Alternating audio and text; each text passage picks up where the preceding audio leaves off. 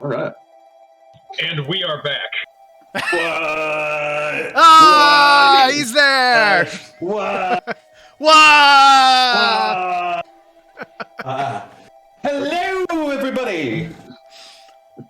So, we are still waiting on one playtester. We're waiting on Nick Einsman to get here. Until then, I thought we could do a little bit of talking about the system. You guys both have the Roll20 up as well. You should have access to that. Yeah, you should have access to a couple documents. There's the character sheet document that's going to have your individual character sheets. The tabs on the bottom will have your characters. You're going to start with your first character. If you guys want to stick some names on those suckers, you can. Adam Patterson. I did stick Hank on the first one. I'm messing around with getting my whole thing set up here. Did you include his propane? Yeah. I saw physical violence and physical violence accessories. I was gonna say, what about the propane accessories? Without the accessories, nothing is of value. Without the accessories, it's just gas, right?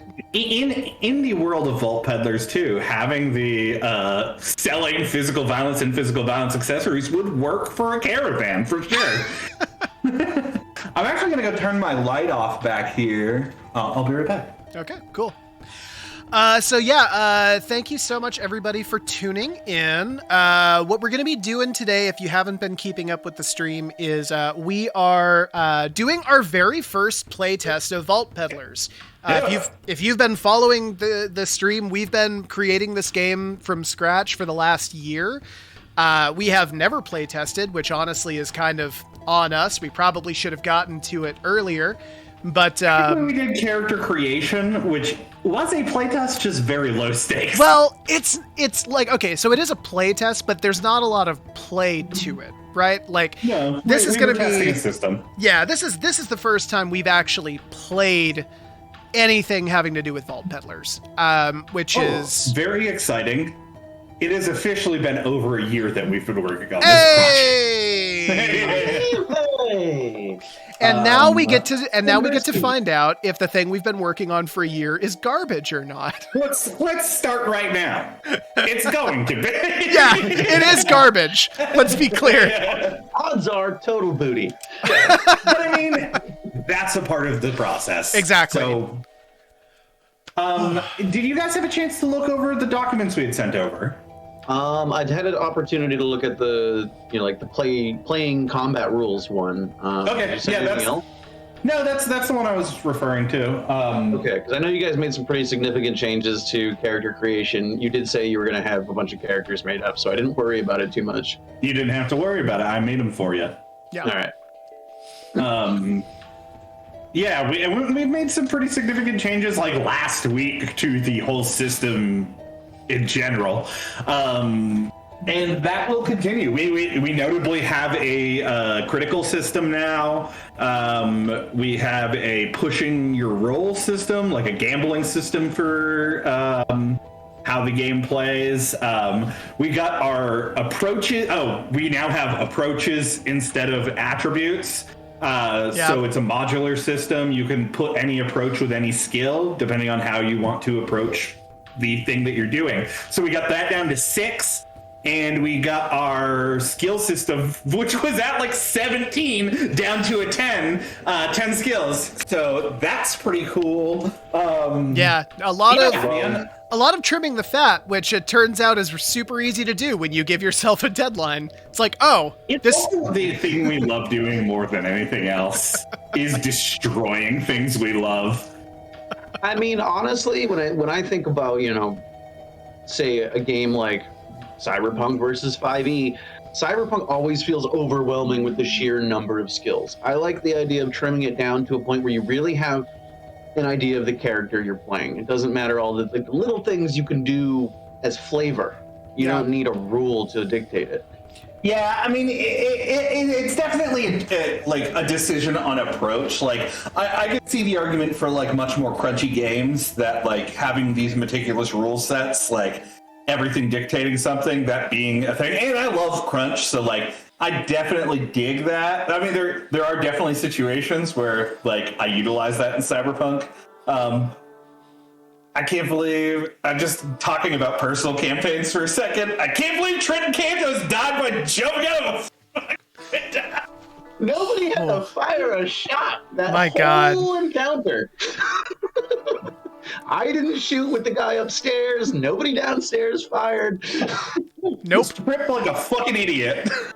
Our characters are real pacifists, you know. Yeah, right. Yeah. We like to get in and out of there. Nobody's ever like wantonly fired So yeah, a shotgun Adam. in an empty garage. Adam Patterson. To give you a little bit of context, my character in Cyberpunk was on like a mission from God to kill this man who like harmed one of my clan members or whatever. And I spent all of like this time and energy and resources to get close to him and to kidnap him. 4 sessions. And four sessions. And I had like a whole plan of like how I was going to execute this man. And it was very dramatic and like very character appropriate. And we were literally getting him into a car. He had to jump from like a window onto like a floating like AV3 like floating car deal. Fucking beefed the role and just died.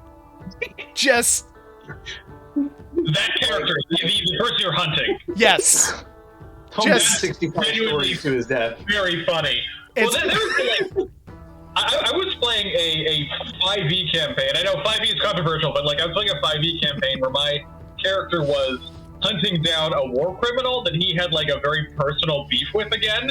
And it came to like the DM who was writing this, very talented DM, years of experience, handled it very well. But like during the big like dramatic like standoff, my character like whipped every roll. Like he like it was this like big like standoff where it was like, you know, the whole sort of like dramatic, you know, moment of like confronting someone like, you killed my entire clan, and then, you know, my character like pratfalls, like rolls over, stabs himself in the face and farts, and it's like, okay, buddy.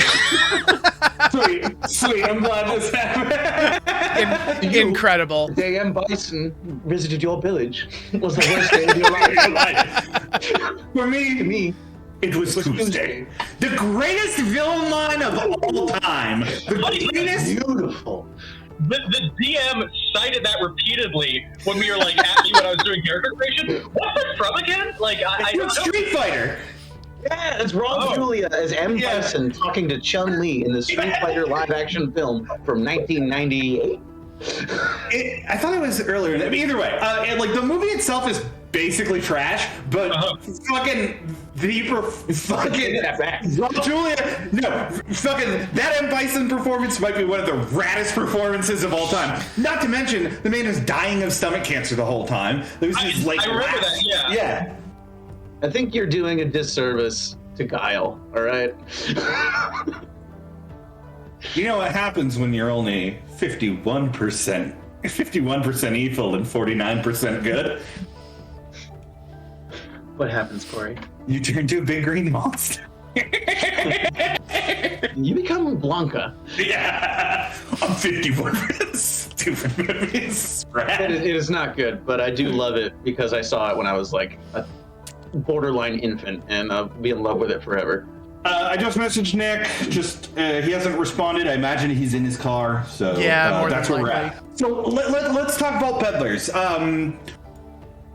Vault Peddlers is broadly a science fantasy rustpunk game. It is post collapse, so things are overgrowing. Society has sort of started back up. And like there are some pretty large civilizations, like right there's like 3 major cities on the continent that kind of are like the capitals of this part of the world. But much of the, like broadly speaking, much of the rest of the world is grown over and full of these vaults from the glittering courts, which were these like high Gothic feudal system that existed before that had crumbled and collapsed as the world had sort of fallen apart. And like the like cyber futuristic city that existed before that, like that has all been destroyed, but remnants of it exist. And Vault Peddlers presupposes that, well, what do you do when you don't have any other skills but a caravan of people around you who can kind of get around? You go and hunt that shit contractually and sell it. Yeah. I mean, that's pretty much the entire like premise of like the 40K Tech Magica stuff. So yeah, I mean that's the game. It's a game of mercantilism. What is it? I always forget the the tagline. definition of like vault is pretty loose. It's kind of just like Very anywhere much. that is a site of ancient technology, not ancient, but pre-collapse technology that could be used to forward society and is Right. an asset to be peddled. Yeah, Vault Yeah, Peddlers. I mean, it's- Vault Peddlers traditionally would be people that are delving into like these like old ruins. But you're absolutely right. A vault is not. Sure, but like, in this world, what's an old ruin, right? Is it just like an old lab? Yeah, for sure. can That be. would be an old ruin. Yeah. Yeah. If I can jump in, what sounds really cool about this as someone who's like a player is it sounds like again, a vault can be anything. Like I can imagine in a case like a seed vault, like a literal seed vault of like, for example, like the ones they have in like Scandinavian or the Arctic Circle where they keep like precious or valuable plants and crops. For Like sure. you could possibly maybe I'm imagining one of the biggest hauls you could get as a vault delver of some kind or a peddler even is like finding one of these that has like a sort of fruit or crop that is presumed extinct.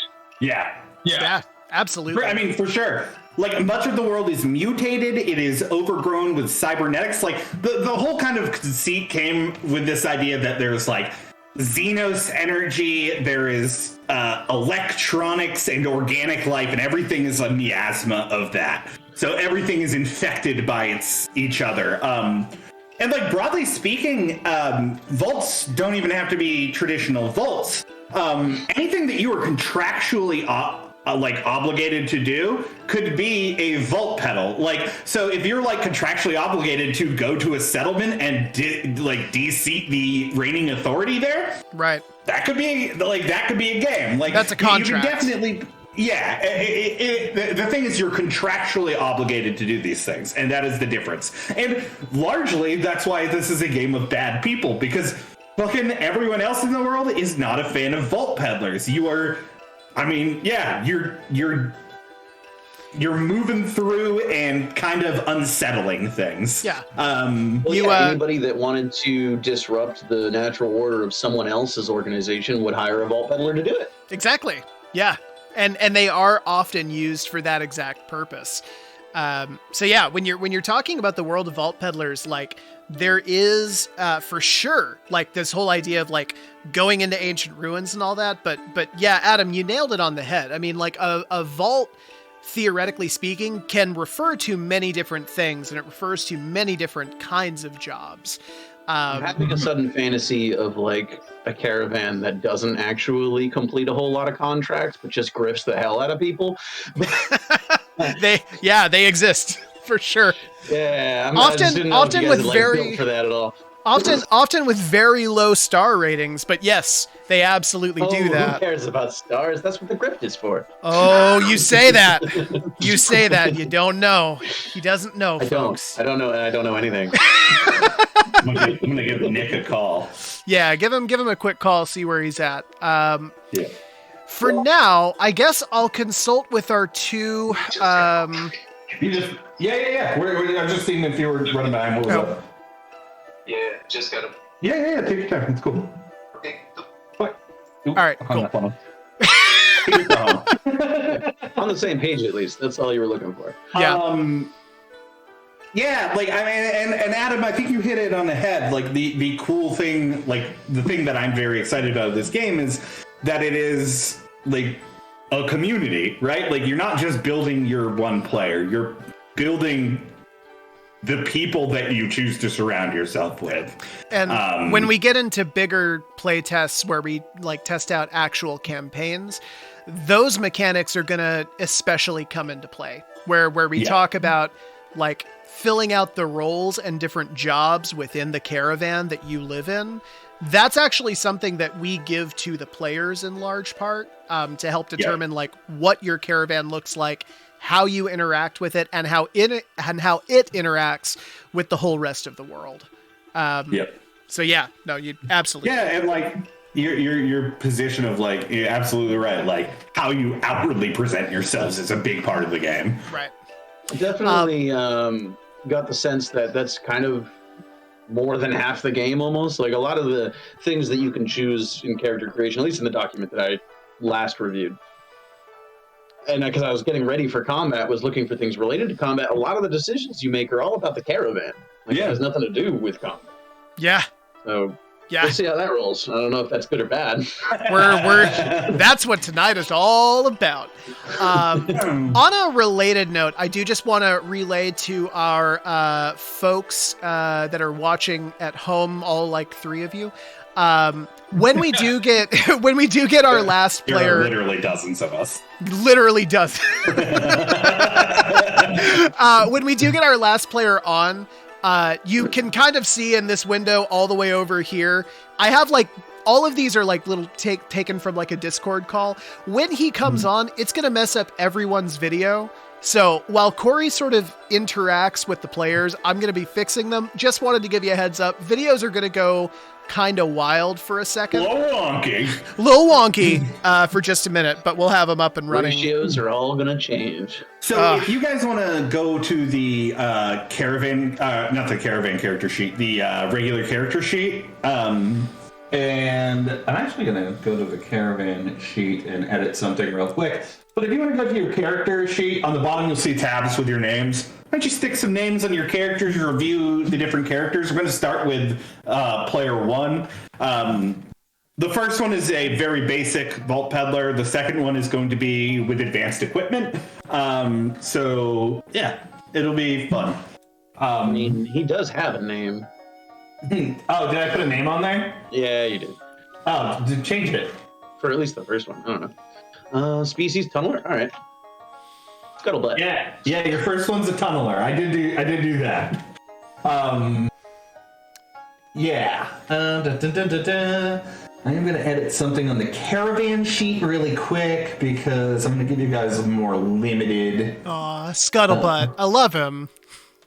So yeah, like I'll talk about tunnelers are there are small species. They look like a little diving helmet, and they can be affixed with all manner of items. Yeah, I do recall the character art, and I thought it was really cool, but like roughly how tall is that thing? Like 2.5 feet. Okay, cool. Yeah. But I think like broadly they can be like 2.5 to like 4 feet at the absolute maximum. But like, yeah, they're very different. They're all fixed for different things. So tunnelers are like a hive mind. There's like all these clandestine little hive minds that like all operate under like a great consciousness, and they all have their place beneath Ebo, which is our world. But every once in a while, whether they're sent out on purpose or they just get unplugged, they become detached from the hive mind. And so there's tons of tunnelers out in the regular world that aren't a part of a hive mind anymore, and they're just doing stuff. And that's really the only type of tunneler that would be a Vault Peddler, you're saying? I mean, broadly, but like if you're doing your own character, you know, maybe there's always that play something. Yeah, there's always that I'm leeway. I'm not worried about all the characterization for a combat play test, but I was just sure. When we inevitably get into like a epic 6-month campaign or something like that, it'll be a good question. It'll be relevant. Curious. So is the hive mind centralized from a single source, or is it literally just everyone shares? So, interestingly, Corey and I know the answer to that question, but the public answer is it's unknown. Yeah. All right. Yeah. And like the thing is, like, that's not the only AIs that exist. Like, nope. There are a lot. Like, our deity system is very much based in physical reality. Like, there are mutated creatures and rogue AIs and nanite swarms that have gained like massive consciousness and power, and they are going to function as deities, which I think is really fun. Yeah, like physical gods. Well, I kind of love the concept of like, of not like Skynet, but of like a highly advanced or intelligent artificial intelligence that like is full of cold calculation and deception, and is way smarter than any of the fleshbags running around it, and is kind of a head of a cult or even a god. That's kind of cool. Yeah, Sweet. it's everyone's age. All the gods are HK-47. And they Straight all from meatbag hating Android. Love is hitting your mark from 50 yards away in the kneecap. Oh god, I need to play Coder again when it comes out. Whoa, okay, like, I cannot believe that they re-released I almost threw a chair through a window. I texted a friend I hadn't talked to in 13 years when they announced that. Wait, is it like a remastered KOTOR? Yeah, they're remaking it. It's not just like an HD remaster, they are rebuilding it from the ground up. Like, as dedicated as it can be, but a full remake, not a remaster. That's cool as hell. Yeah, it's gonna be sick. Nice. Big I've- fan. So, I've I'll be barely taking off played like it. at least 2 weeks of work when that happens. Yeah.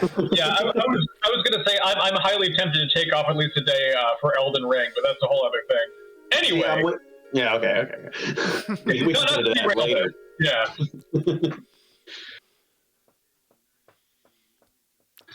So Nick should be coming on here shortly. One thing that we are doing is Oh, here we go. oh, hey, there he is. Okay, so Speaker of the devil. Speaker of the devil. Whoa, that is a cool thing for like a Yeah. fuck. What's that game we NPC? played? What's that game? Deadlands?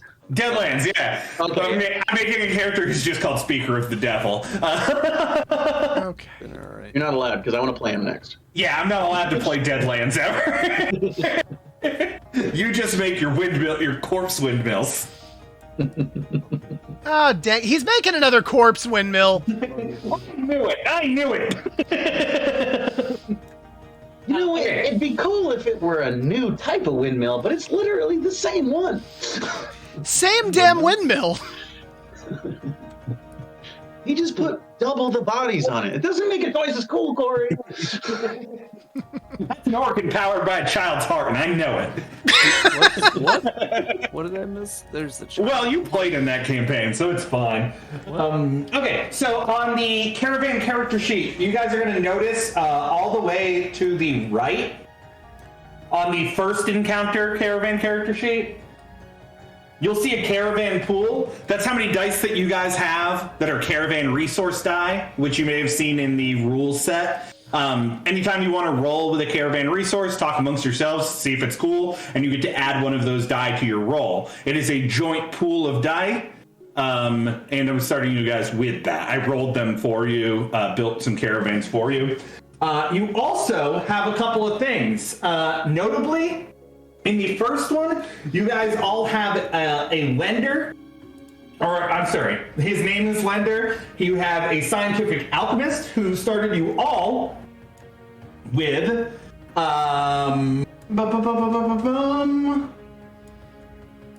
he started you all with a item.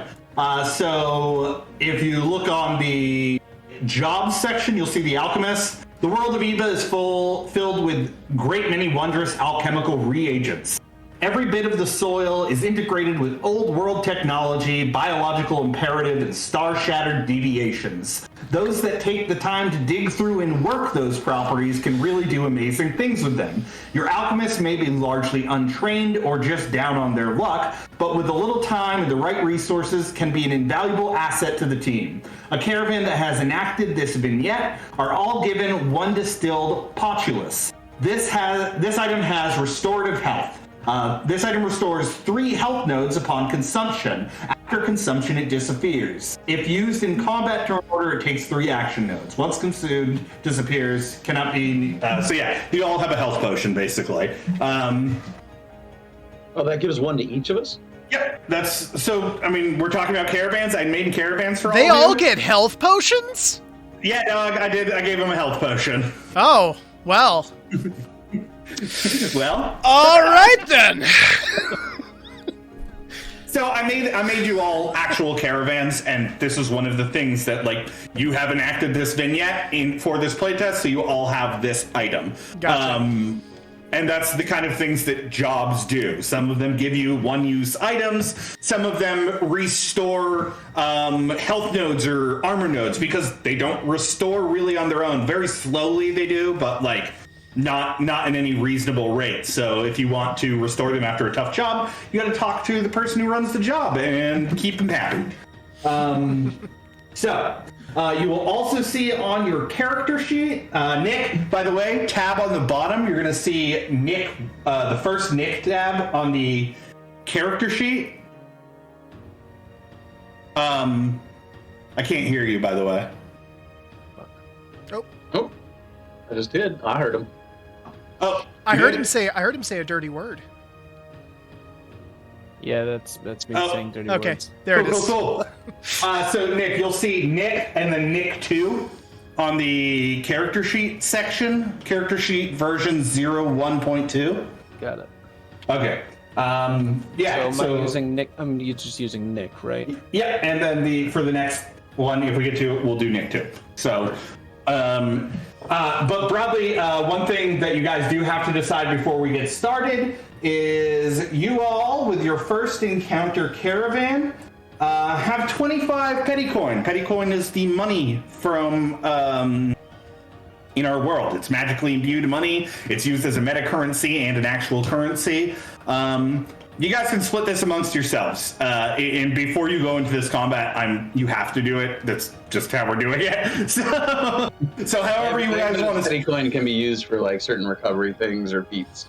Certain feats and like all item feats require petty coin to function, and then some actual character feats. So it is a world of a capitalist nightmare. Wait, are we playing a fantasy RPG or real life? Hey, this is a lot about capitalism and ecological collapse. Hell yeah, it is. All right, so we do need to actually get to the playtest. I'm going to need our 3 playtesters. You have 25 petty coin between the 3 of you. How do you want to split that up between the 3 of you? Because that is going to be important.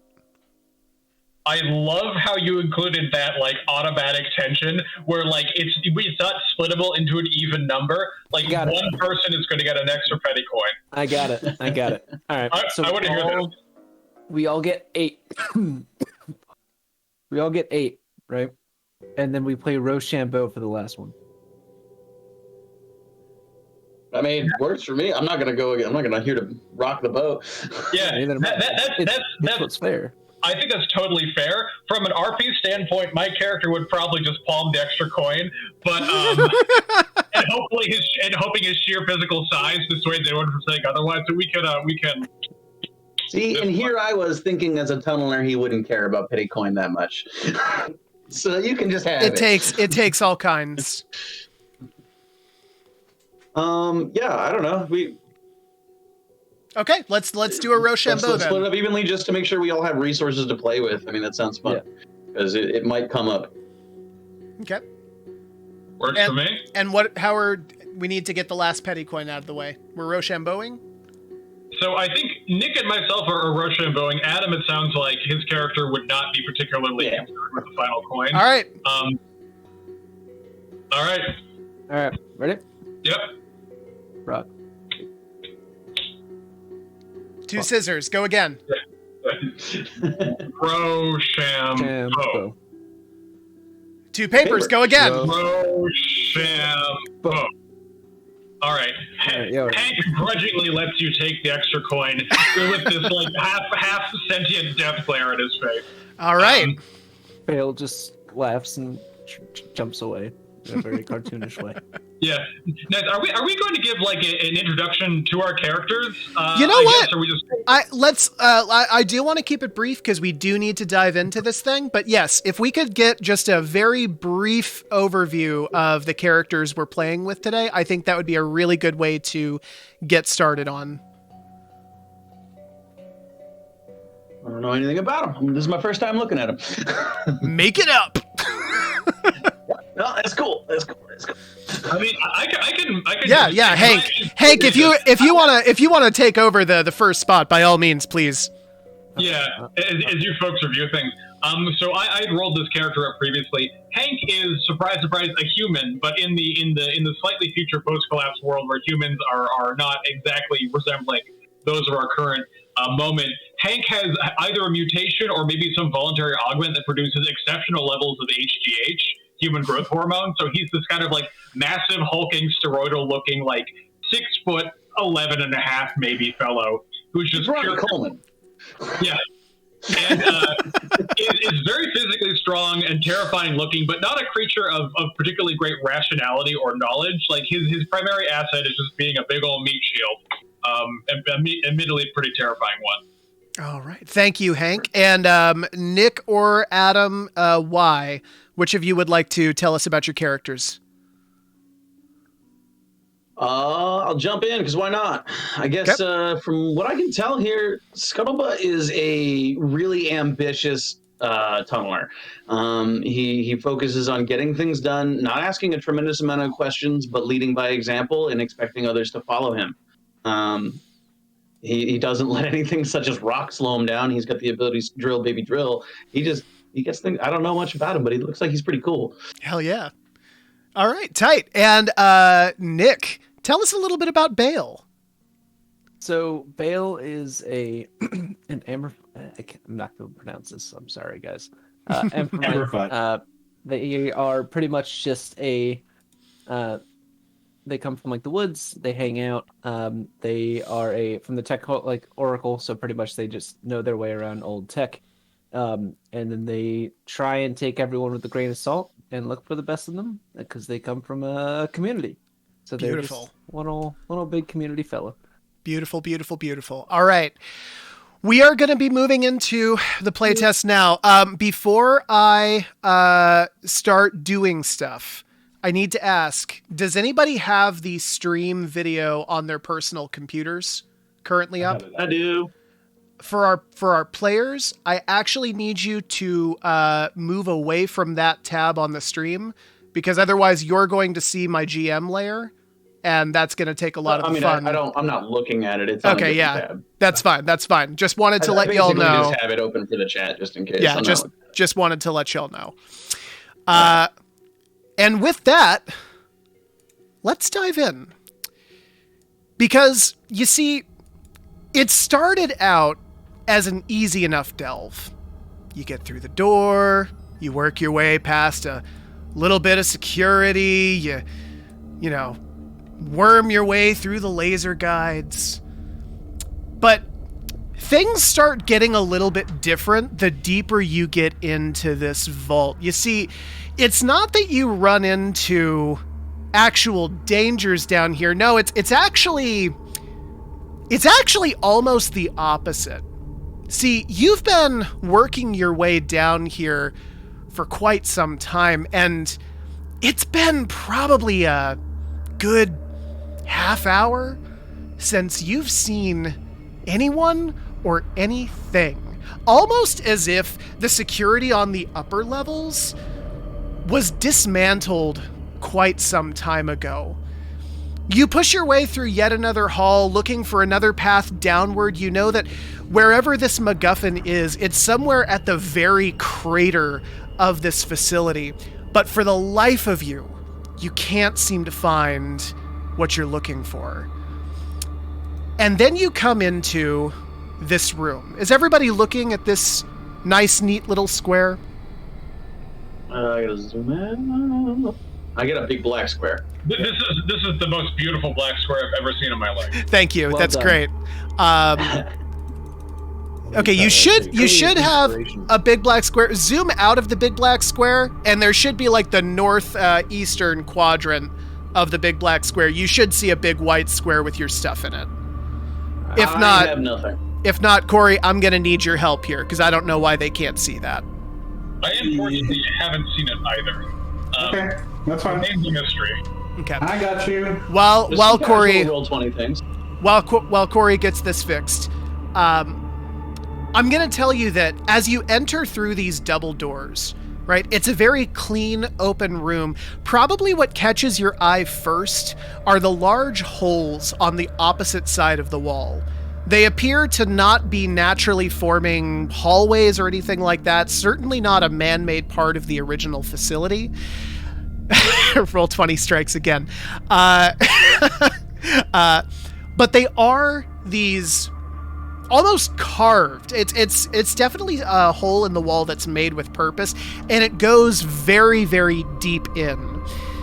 As you kind of survey the room more, you note that on the southern end of the room, there appear to be these 3 cranks that are in front of these 3 doors that line the southern wall. Can anybody see the map yet? I can now. I can see it now. Yeah, I can see it now. Beautiful. Thank you so much, Corey. You're a lifesaver. And this is where I'm going to let you start. What do you do? 3 cranks and 3 holes, huh? Well, I can think of a few things. I mean, I can definitely crank a hole, but Got a lot of holes in the forest. I like the idea of just kind of keeping it the way we introduce our characters. If you want to start with anything ahead, you know. So, I mean, again, Hank is not a person of particular subtlety, nor finesse. So Hank would probably start cranking away, if you'll pardon the phrasing, and would probably try to go to maybe the closest one to us and wrench it back to see if that does anything. Okay, so you're coming over to this guy here, and you're just giving it an old turn? Yeah, absolutely. Yeah, appreciate you moving my token. Is going to lean his considerable mass into that and try to swivel it around to see if that opens any aperture or has any kind of effect. Sure. Tell me, when you approach this thing, I mean, I know this is a weird question, but it's important for our game. How are you approaching the actual action of turning this crank? Is he angry doing it? Is he cautious doing it? So for Hank, it's less anger and more like no physical barrier will stand in my way. So it's kind of like this look of determination and bracing himself steadily because, well, again, Hank doesn't have much of an understanding of the finer points of, like, you know, I don't know, science or programming. Hank at least gets like the physical mechanics of things. And so he kind of braces himself, you know, kind of buckles his knees a little bit and kind of like pulls it back with his weight, like he's using his, 300 pounds of mass to go like back on it. Okay. This is our first roll of the game. Hank, I want you to make a holistics approach hardiness roll. Hardiness and holistics. Gotcha. If you go next to your hardiness and drop down and pick holistics, it will tell you the modifier that you need to add to that die. Definitely. I'm looking at the character sheet here. So holistics and hardiness. So this has been a bit of a modification. Hank would probably have more than a D4, but let's just roll with it. Slash 1D4. And I think it's just a +1. 1D, I think slash 1D4 up slash it's R slash 1D4. Yeah. I've just got the. I got you. It's slash roll 1D4 +1. 1D4 +1. Which there we are. That's a solid 5 apparently. I'll take it. Okay. That's cool. max roll, baby. Yeah. So that is for hardiness. Okay. So what I'll give you here is this, Adam. You don't turn this crank on a 5. What you do get, though, is as you turn this, you can hear a sound coming from beyond this door here. It appears to be right directly on the other side. The other thing I will give you, and this is really the point of our little meeting tonight, is that the sound and the movement and the vibration of you turning this crank awakens something within these holes. And after a few moments, you hear this kind of guttural grumbling as this winged claw pulls itself out of the wall. And what you're looking at is effectively a 3 to 4 meter spider bat. It is a massive accumulation of legs and leathery wings stretched across 8 of these things, and it sees you, and it begins to fly. And now, Right at us. yeah, now we're going to enter into combat. Now, for those of you who have the playtester rules available, that's cool. Just so you know, I do actually have the document on Roll20 if you need to refer to it here. So what we're doing right now is we are in what's called the intent phase. So I want to know from the three of you, what's your intent in this encounter? I'm gonna whip out my my good old-fashioned snub-nosed rust belter. Okay. Sounds offensive. Yeah, it does sound offensive. Right, so that I wonder who sounds... wrote it. So it sounds then like your goal is kill everything in here. I wouldn't say everything. I would say the spider bat. Spider from bat. hell. It is a creature of nightmare, to be fair. I don't like it. Okay. Can I get a word from our two Adams? What do you think? What's your goal here? So I think Hank's goal is to impose himself between the leathery flying abomination and his two compatriots, with the intention of kind of protecting them, and also with the intention of shanking the bat. It's very much neutralize the threat while preventing the threat from being, actively harmful to everyone else. Okay. And Corey, correct me if I'm wrong. They need to agree on an intent, right? It's uniform across a faction. So Yeah. I have one offensive and one defensive. So I think Adam Young, I think you have the tie-breaking vote here. What's the party's intent? Well, we're vault pedaling. We're moving forward. We're moving through. We're on our way to clean sweep to get our MacGuffin. So Right. I was looking to clear this out. I draw a weapon offensively. Okay. Yeah. So I'd like everybody to go ahead and add +2 to your health, -2 to your armor, and your movement stays exactly the same. And notably, you can use the checkboxes to modify these. Yes. Oh, there we go. Okay. And I am going to do the same thing And you over said here. you take how many off? Taylor, the armor? music stopped, by the way. Oh, so it did. Hang on. Taylor, did you say 2 off armor? It is -2 from armor, yes. Okay, cool. I just want to make a note on the sheet. Like as I click my checkboxes off, the total numbers don't change. They won't. Not a big deal. Yeah, not supposed to. Those are locked. I have it locked so you guys can't mess up my Excel code. Okay. Want to make sure that wasn't an accident. All right. That was intentional. So can I get everybody's movement? What's everybody's movement score? And just to verify, you said -2 to health, +2 to armor? -2 to health, or no, +2 to health, -2 to armor, 0 to movement. Great. Yep. Movement remains at a 6. 6. Does anybody beat an 8? No, Hank is a big old 4. All right. Well, in this game, highest movement nodes in factions goes first. So that means I go first. And Gross. Hank, as the person who has disturbed the Wakanovum's lair, I'm going to spend all of my movement to come straight for you, my man. Excellent. That is 4 of my action points to do that. And I'm going to spend the last 2. It wraps its body around you and I'm going to make an attack.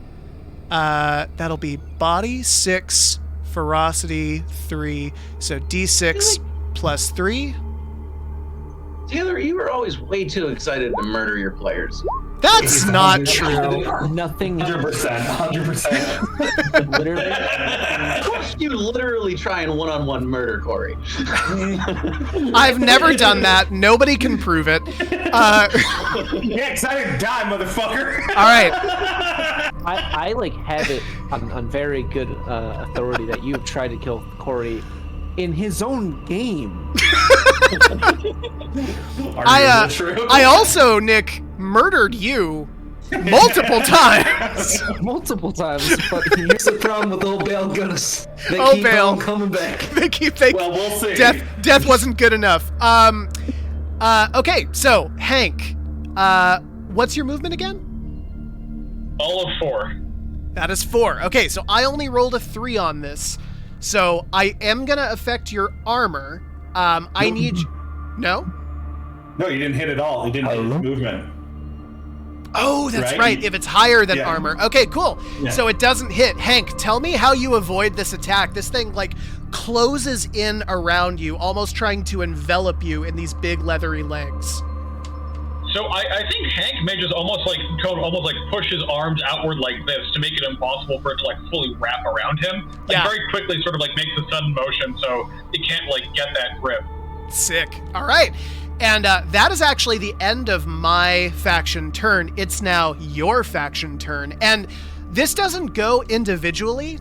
This is done by faction turns. So that means all of you tell me all at once what you want to do, and then you're all going to roll for it. So, Yeah. This son of a bitch in the head. Yeah, notably, this does mean that, like, you can move twice and then someone else can attack and then someone else can move and then someone else can attack. You can chop and screw it however you want. right. So to refer you to the playtester rules, you each get 6 points, right? 6 action points every round. And to attack is 2, to move is 2. If you're doing a simple action like pulling a lever, that would be just 1. Or if you want to activate a feat, that would be 3. Huh. Okay. So I'm just gonna say Hank would just take his spike that he has in his person that he's using as a weapon, like I'm almost assuming like a pylon of some kind that's an improvised spear or long knife, and just slash thrice over, like 1, 2, 3. Hell Because yeah. it's right in his face. So Love I'm pretty sure he just go for that. Okay, so you're just making 3 straight attacks on this guy. Yes. Okay, so before you roll, Nick, what are you doing? I'm gonna just shoot it a couple times. Okay, so you're also 'cause I'm making within range. So you're also making 3 attacks, and then Adam Young. Yeah, how was movement in combat economy? What did that cost? That is 2 points Right. of your Two. 6. Okay. Just 2 to do that. 2 to reload. Then yeah, I would move towards this guy and use my nebular knuckles on him for 2 attacks. Okay, sick. Notably, does anyone want to use any caravan resources to Oh. add to their rolls? Also important. Let me look it up. Oh yeah, what do we got? Caravan sheet, got a bunch of D4s and some D8s, a bunch of D8s. Yep. I have no idea how long this is gonna last, but I probably would use D8 Gonna use an additional D8? and a D4. Why not? Oh, you can only use 1, right? You can only I'll use use 1. one. D4. Yeah, we'll go with D8 then. All right, just make sure you're tallying these things off as you deplete them. So I can keep track of them, guys. Okay. Don't worry about it. If you want, I'll just put 7 down. Okay, yeah. Nick, you said you want to use a D4? Yeah. And Adam Patterson, do you want to use a caravan resource? I'm good for now. I Okay. can burn through those too quick. Cool. Leave those to my compatriots here. And the last thing to consider before you actually make your rolls, does anybody want to push their roll for an additional degree of success? This can either go very nice for you or it can go very, very bad. Okay, let's do You know, this. guys. Both of Let's you are all gonna push the roll. both of you are gonna push? Yeah. All right, Adam Patterson. We're all doing it. Adam Patterson, do you I want to mean- push? If it's a group thing where like we have to either push as one or No, not? no. You don't have to. An individual. Hank is slow and steady, and, Okay. and is not going to risk that. All right, so Bale's going for. you all for the know what friendship. you all know what you're doing. Go ahead and make your rolls. Taylor, really quick, and forgive me, it's been a fucking day. To roll for attack, Yeah. because I haven't been on roll 20 in a minute. Yeah. We don't. You have to type it in. Okay, You have cool. to type it in, Yeah. or I'm just using the manual dice roller over on the side. Kind of have no idea what I'm rolling. So Taylor's gonna help you out with that. Oh, okay, cool. Yeah. So, the first question. So it's gonna be a brutality roll. If you're making an attack, the question you need to ask is, how are you attacking? Right. If you're doing this, trying to see through like the magic in the scenario, trying to maybe look for like some kind of a mystical arcane weak spot, that would be like a nebulae approach. If you're just hitting the fucking thing as hard as you fucking can, you don't care, that's a ferocity approach. If you're trying to sort of move with it, that's an adaptation approach. It's about how you're doing it. Right. It's a lot like L5R. I think this is kind of just how vault peddling goes, just Scuttlebutt. You know, you go down underground, you find an opponent, and you strike it. Sounds kind of like clockwork. Yeah, that's what I was aiming for. Yeah. Sick. All right, brutality and clockwork. That's a D8 plus 5. Plus a caravan resource. Plus another D8. Plus another So, D8.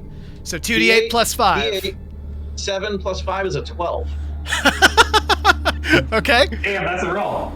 I think I'm gonna do more of an adaptation and just kind of move with it. Okay. Because I'm pretty much right up front to it, so I feel like Bale would kind of vibe. So I would say it's a D6 plus a D3. It's about a 9. Not to mention your caravan resource if you're spending one. I am indeed. So that is 13. That's about that. Oh, nice. And we both pushed. Yeah, so they both get an additional degree of success. Adam Young, what's the damage on your nebular knuckles? I believe it's D3. 3 damage. 3 damage? Okay. And it says, on a hit, decide whether to flurry. If you do and they resist damage, then you are winded and lose to action. If they do not resist, then they are winded in. Up to you. I don't know if I've hit yet or not. I think I have. Yeah, Taylor's about to tell you.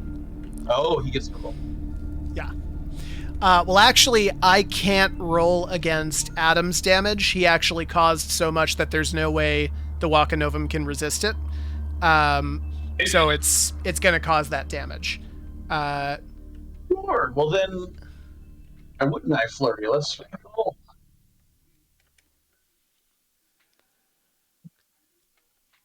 Okay. I don't know what flurrying is, but it sounds good. Nick, you just wrote 13. Yeah, now I realize that. He rolled a 13. Oh, okay. There we go. I was like, what? Add your D4 also. Oh, shit. I did. 6 plus. I did. I just have 1d6 you put- plus you 7. put your- I think he has a plus 3, and he added 4. Yeah, I have a 3 on the adaptation plus 4. So brutality plus adaptation plus 4 is 13. He rolled a D6 for brutality and had plus 7 total on Yeah. his adaptation. and so that's why No. Hang on. He used a D4 die. You don't just get a plus 4. You need to roll a D4 plus your 3. Yeah. Sneaky Weird, I boy. did it myself just fine, but forgot when it came to this. Oh, that's right. He can. Okay. Corey, thank you. Yeah. I'm dual GMing right now. Sorry, guys. Y'all. No. This is why I need you here. Oh, you rolled a 4 anyways. Okay, cool. All right, so that is 13 to hit. That will absolutely hit. What's the damage, Nick, for your attack? Say right on the item. Yeah, I'm just get back my character sheet here. Yeah, I can find it for you too if you. Snub nose would be deals 3 damage. 3 damage? Okay, cool. And I'm going to roll to resist. Additionally, they both hit with an additional degree of success, which, if I'm not mistaken, they have to beat the armor node of 8, or the nodes of 8 on the movement. The nodes of 8 on the movement. Yeah, that would be correct. And they So 9, 10, 11, they would have 12. both both beat it. Yeah.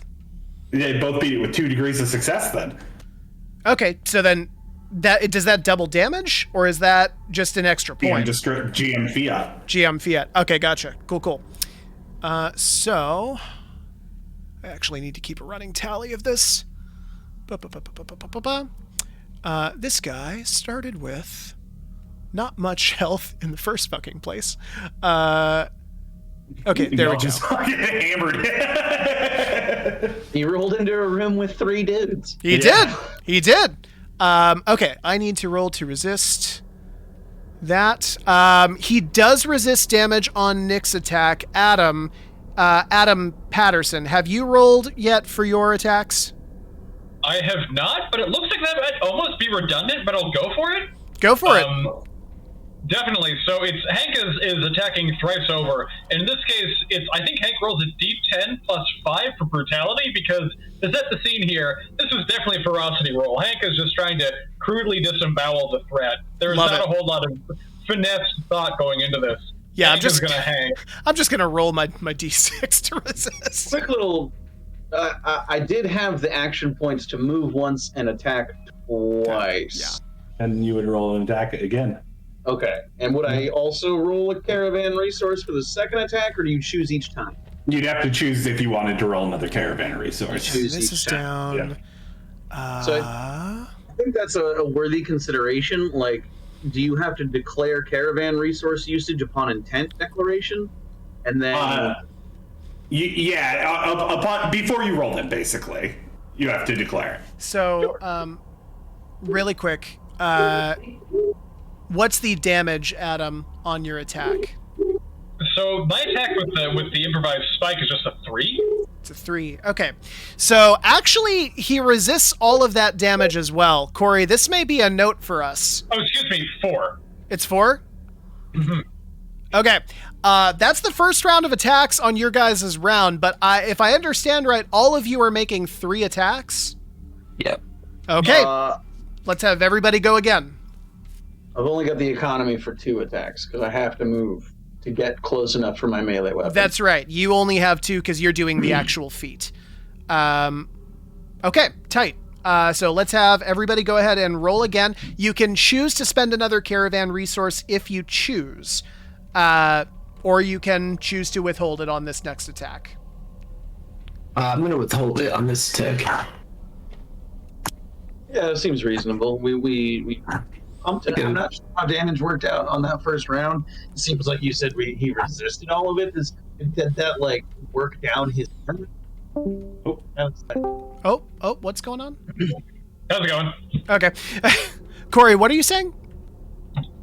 You can lower the TDV or raise the TDV for the monster to resist damage by degrees of success.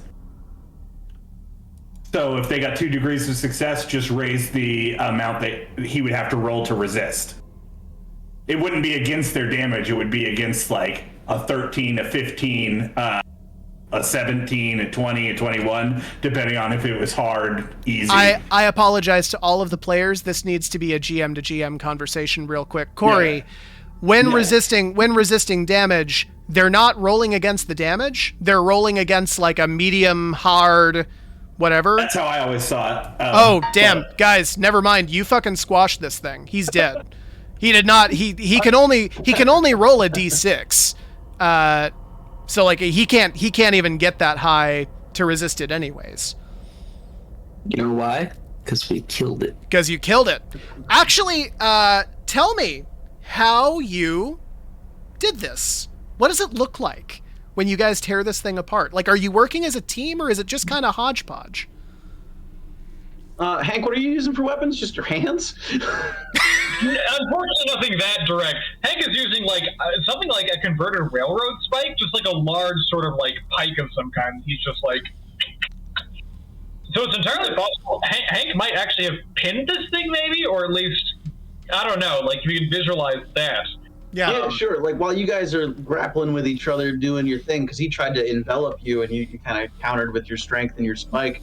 That's kind of where I'd come in with the kidney punches with the nebular knuckles. I got 2 attacks. And he's focused on you. That's where I'm headed. Right now in the black area. And I'm just sitting there, just blast. And anyway, I came in blasting. Anyways, I started blasting. Yeah, no, you guys actually, I think what happens is this thing tries to close in around Hank. He just catches it and just slams it down on the crank and just starts like beating the shit out of it. You guys get on either side and just, and as you do, this thing. right? And as you do, you get this overwhelming smell. Like as you're busting this thing open, it's like a rotting carcass that's been left out in the summer sun for months. Like you actually strangely enough know this smell fairly well, being on the road as you are. I actually do know this smell. It's delicious. Don't need that story right now. Anyways, the smell fills the entire room, and this is actually what worries you, because as it does, and as that smell starts drifting over towards those holes in the wall, you don't hear just one of these things. You hear dozens of them. You hear a swarm of them echoing from somewhere deep, deep within these halls. They're coming. And you get a free round to do whatever you want with. Get going. Let's get cranking. And I'm cranking. So I started cranking. That's right. So anyway, I'm also cranking. Cranking together, boys. What's your approach? What's your approach? Do you want to use a caravan resource? 3 cranks is better than 1. Yeah. I'd say caravan resources would probably be a good call, considering we're about to be swarmed by dozens of like large leathery bats that smell like bloated roadkill. Yeah, who wants to use what? You guys have 3d4s and 7d8s left. Would you, really quick, Taylor, would you classify this as old tech? This facility is certainly old tech, yeah. All right, so I'm definitely gonna use a D8 here. Okay. Yeah, I think Hank probably would as well, just considering the stakes. Like, the stakes sound, how do I put this, existential? That count was a philosopher. Adam Young, do you want to use a caravan resource? If so, which one? No, I feel like this is just kind of par for the course. When you make a noise, things happen underground. Okay. So you adapt and move. The drums in the deep. And what kind of approach are you taking to this action? It's going to be a hardiness roll. How are you turning this crank? I'm going to say clockwork. Okay. Because he's being very, like, he's thinking of it technically and how this machine could work. Absolutely. Right, yeah. I mean, I walked into the room, I saw some doors, I saw some cranks. This is how you do these things. Okay. So everybody's doing clockwork? That's my approach. Adam Patterson? Has only one way of approaching things, but I'm assuming you can't be particularly ferocious with a crank. That's not true. You can. Absolutely not true. That's absolutely not true, especially if you. Played Resident Evil game? No, I'm much more of a Silent Hill kind of person. Much more like a 40s actual Hill kind of thing. Hank is going to be ferocious with the crank. Yeah, by all means. Okay, everybody. The other side. Everybody, go ahead and make your rolls. All right, so Taylor, I just want to make sure that I'm rolling a D4 and then a D8. It's Yeah, so the D4 is your hardiness, and the D8 is the caravan resource you spent. You'd roll them both. Whatever, and then the modifier for your approach. right, and then you'd Okay, add cool. and then you'd add the approach. Okay, cool. All right. Yeah. Shit. Dang, dude! Woo! So that's a 5 for my approach with the modifier. Oh, gotcha. And No, yeah. Fuck! Are you rolling a die? Are you? yeah. What yeah, is you that? That's a D8. Dog. Dog, this is the saddest. Dude? This is the saddest thing I've ever seen. All right. Patterson rolled a pretty killer roll, though. Yeah. Yeah, in aggregate, it's a 12. Okay, cool. And then do we have D8 Oh, yeah, here we go. 5 is a 12. plus 5 is a 12. All right, sweet. So both of the atoms, you actually like this thing is stuck. And for Hank, it's probably not as much of an issue. You bash this thing forward. Adam Young, tell me a little bit, like, how does your knowledge of clockwork help you get this thing open? Like, what do you notice that gets you to get this thing open? He's just kind of feeling as he's trying to move it. Like, obviously the gears are old and they've worn down some. Maybe there's been some dirt that's crumbled into it. So he knows that you've just kind of got to shift things back, maybe just to loosen things up and move it again. He's jiggling it, you know. Yeah. He's trying to figure out a mechanical way to free the gears and then move it.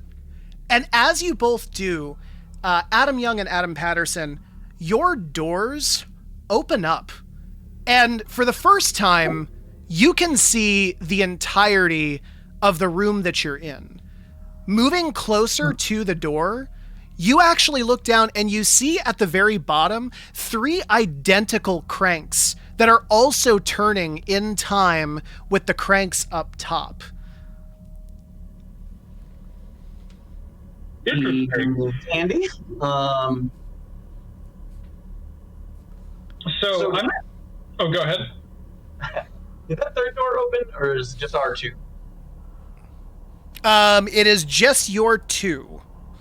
But presumably this is kind of connected to the same room?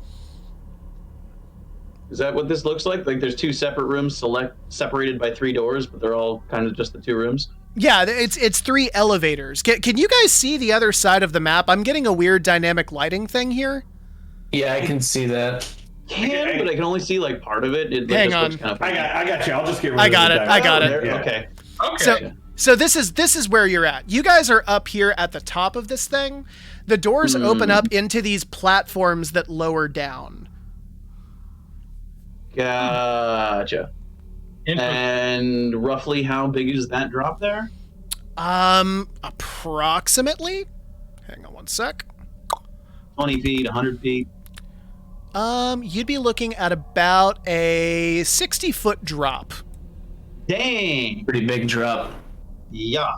That's a big one. That's a big one, boys. More disturbingly, though, as you peer through the doors and you look over to what would be your left, those small holes in the wall are nothing compared to the giant, gaping miasma of a hole in the side of the wall on the side of these platforms, which is also probably worth noting.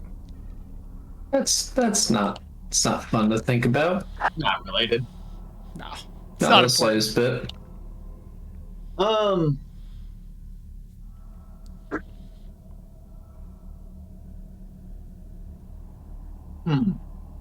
Miasma. So, if I were to poke my head through this door, does it seem like there's a simple way to control these elevator platforms? Well, you know that these platforms are operated by the cranks, and you know that they're definitely stuck. For one of you to turn it requires a fairly high roll. If 2 of you were to turn the same one, well, that would probably make it easier. Ah, I see. Okay. I am going to try and convince Hank to go through the door so that Bale and I can crank him down there so he can get him a MacGuffin and we can get out of here. That's my Yeah. I don't know how Yeah. I'm cool with that. Yeah. Hank probably does not need a whole lot of convincing to display some kind of physical courage. Why am I not surprised? Hank ambles forward, covered in leather bat viscera and blood. Okay. And for the last bit of your guys' action, then you are going to be trying to lower down Hank, correct? Sounds good to me. Yeah. All right, sounds Adam. Sounds like a plan. So Adam Patterson, we're going to get to your action here in just a minute. Adam, Young, and Nick, tell me, how are you lowering Hank down? What's your approach? A bassinet like a baby. I'm kidding. Yeah, I mean, I feel like we should probably be as we're in a rush, but we need to be safe about it. Yeah. My whole thing is I understand that these gears are old and used. By not placing undue stress on them, we can get them to operate as they should. And things operating as they should tend to be the most efficient. It's a clockwork. Yeah. Okay. I think that's the way of doing it. And would you like to use any caravan resources? Hell yeah, I'm down for a D8. Let's do it. Well, hold on. We're doing this together, right? And we've already moved these tracks kind of by ourselves with high rolls. It's True. going to be easier. I don't think we both need to use resource. I almost think maybe I'll just get away with 1d4. Yeah, I think it'll be alright with that. So just All right. 1d4. All right. 1d4 between the two of us. I'm happy to use it, or you can. Doesn't matter, really. I feel like you should probably use it. You've got a higher. All right. Clockwork. I'm presuming this is still a hardiness roll. It is. And this Okay, qualifies as an so- easy task. D8 and a D4. Not great. Oh boy! Oh, no. Plus my 5 clockwork. So that's a 7 from me. Okay.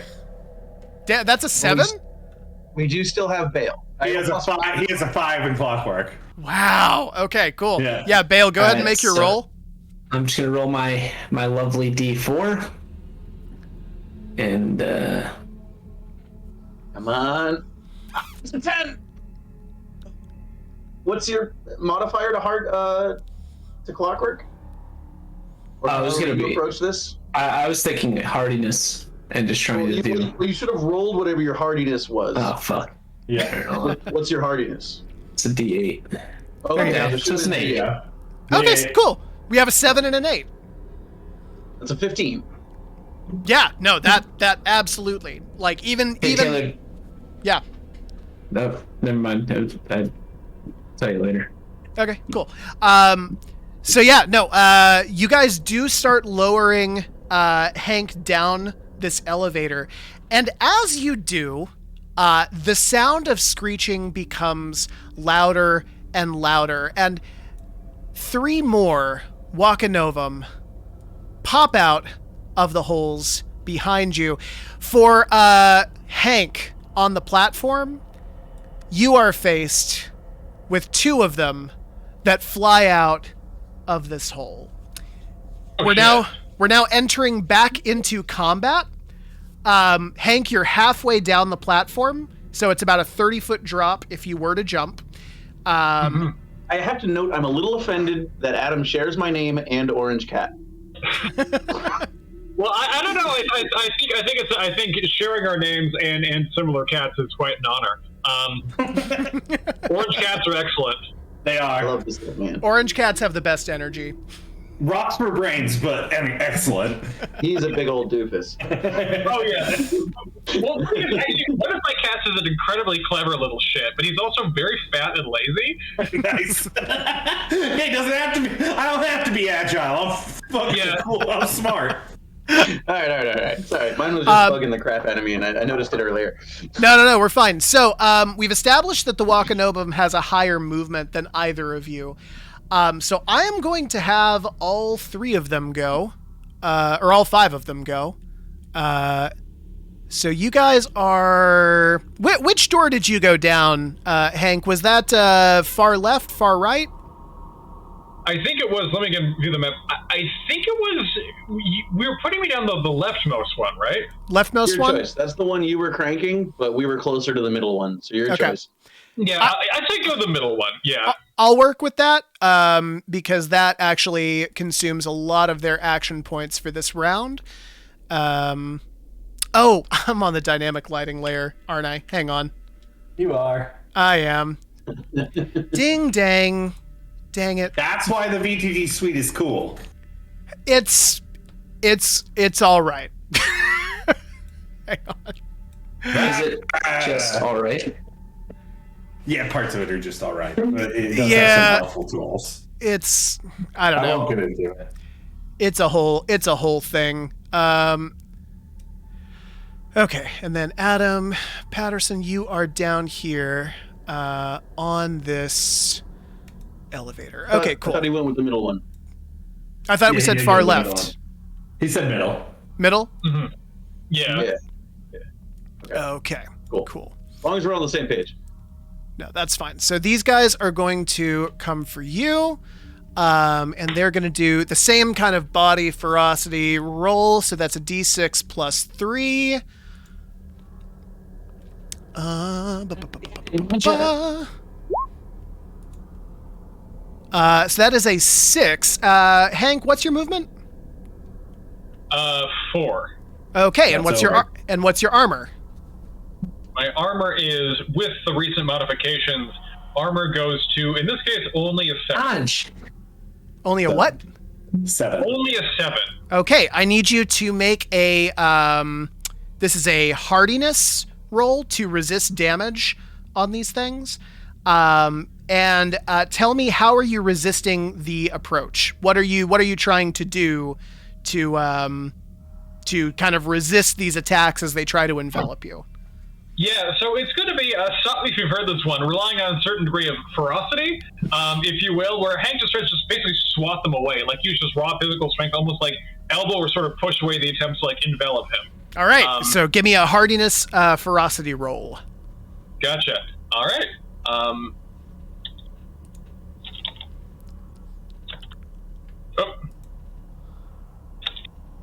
Okay, That's a 7.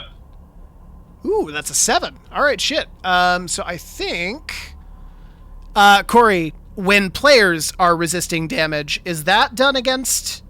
That's how I would do it as a TDV, depending on how difficult TDV? you want the encounter to be. Yeah. Okay. We have that simple table. Right. To set TDVs. I'm going to go ahead and I'm going to use the easy task for this, I think. Well, actually, there are 2 of them attacking at the same time. So, no, I'm going to say that does hit. Adam, take 1 point of health damage to your health nodes. My health nodes. He screams out, "My health nodes!" Nodes. An oddly conceptual moment for Hank. And I'm going to have these ones come after you two. Nick, I've enjoyed killing you so much in the past. I'm just going to do the same thing here, if that's okay. One of these guys rolls a 4. One of these guys rolls an 8. So can you tell me, Nick, what are your movement nodes? 3. Okay, so over your movement, what's your armor? 1, 2, 3, 5, 6, 7, 8. That's an Damn. 8. That's a tie. Tie goes to defender, so that means that that's a nice you movement. do resist this damage.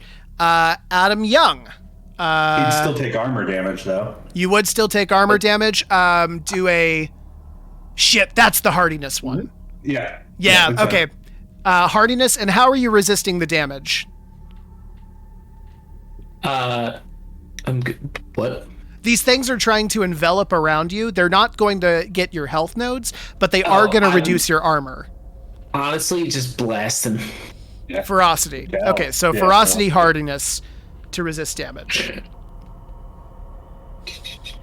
And this will be, because there's 2 of them, you need to beat a 10. Do you want to use a caravan resource? No, I'm right. Okay, Fuck. that's a 2. So they will definitely hit.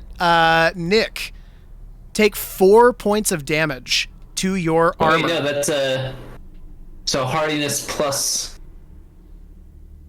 ferocity. So I just rolled both my D8 and then my D. No, Frosty's a static. Gotcha. It's a modifier, yeah. Yeah. So your ferocity, Nick, is a 4. So it's your D8. So actually, it's an 8 plus 4 he rolled. Oh, he rolled a 12. Good at a 12. Yeah, he rolled great. Okay, cool. Yeah, you resist any damage done to your armor. You're sort of just fending these things off. And Adam Young, I rolled a 5 against you. What's your movement? Movement of 6. Okay, cool. I don't hit you at all. It's now y'all's turn. Now, to be clear, has your intent changed in this encounter since your first walk of Novum? Personally, no. Okay, still keeping offensive. Adam and Nick? Yeah, I'm gonna say Hank is on the offensive, for sure. Okay, that's 2 votes for offensive. Tell me how you guys want to do this. You have 6 action points to use. Hank is halfway down the elevator at this point, so from here on in, it's up to you guys narratively. What do you want to do? How do you want to do this? And so, just so I'm clear, to continue to crank would be 1 action point. Correct. Yes, turning the lever at this point, especially if both of you are doing it, just 1 action point. So, just out of an economy question, could I use 6 action points worth of turning? You could. Sure, yeah. Okay.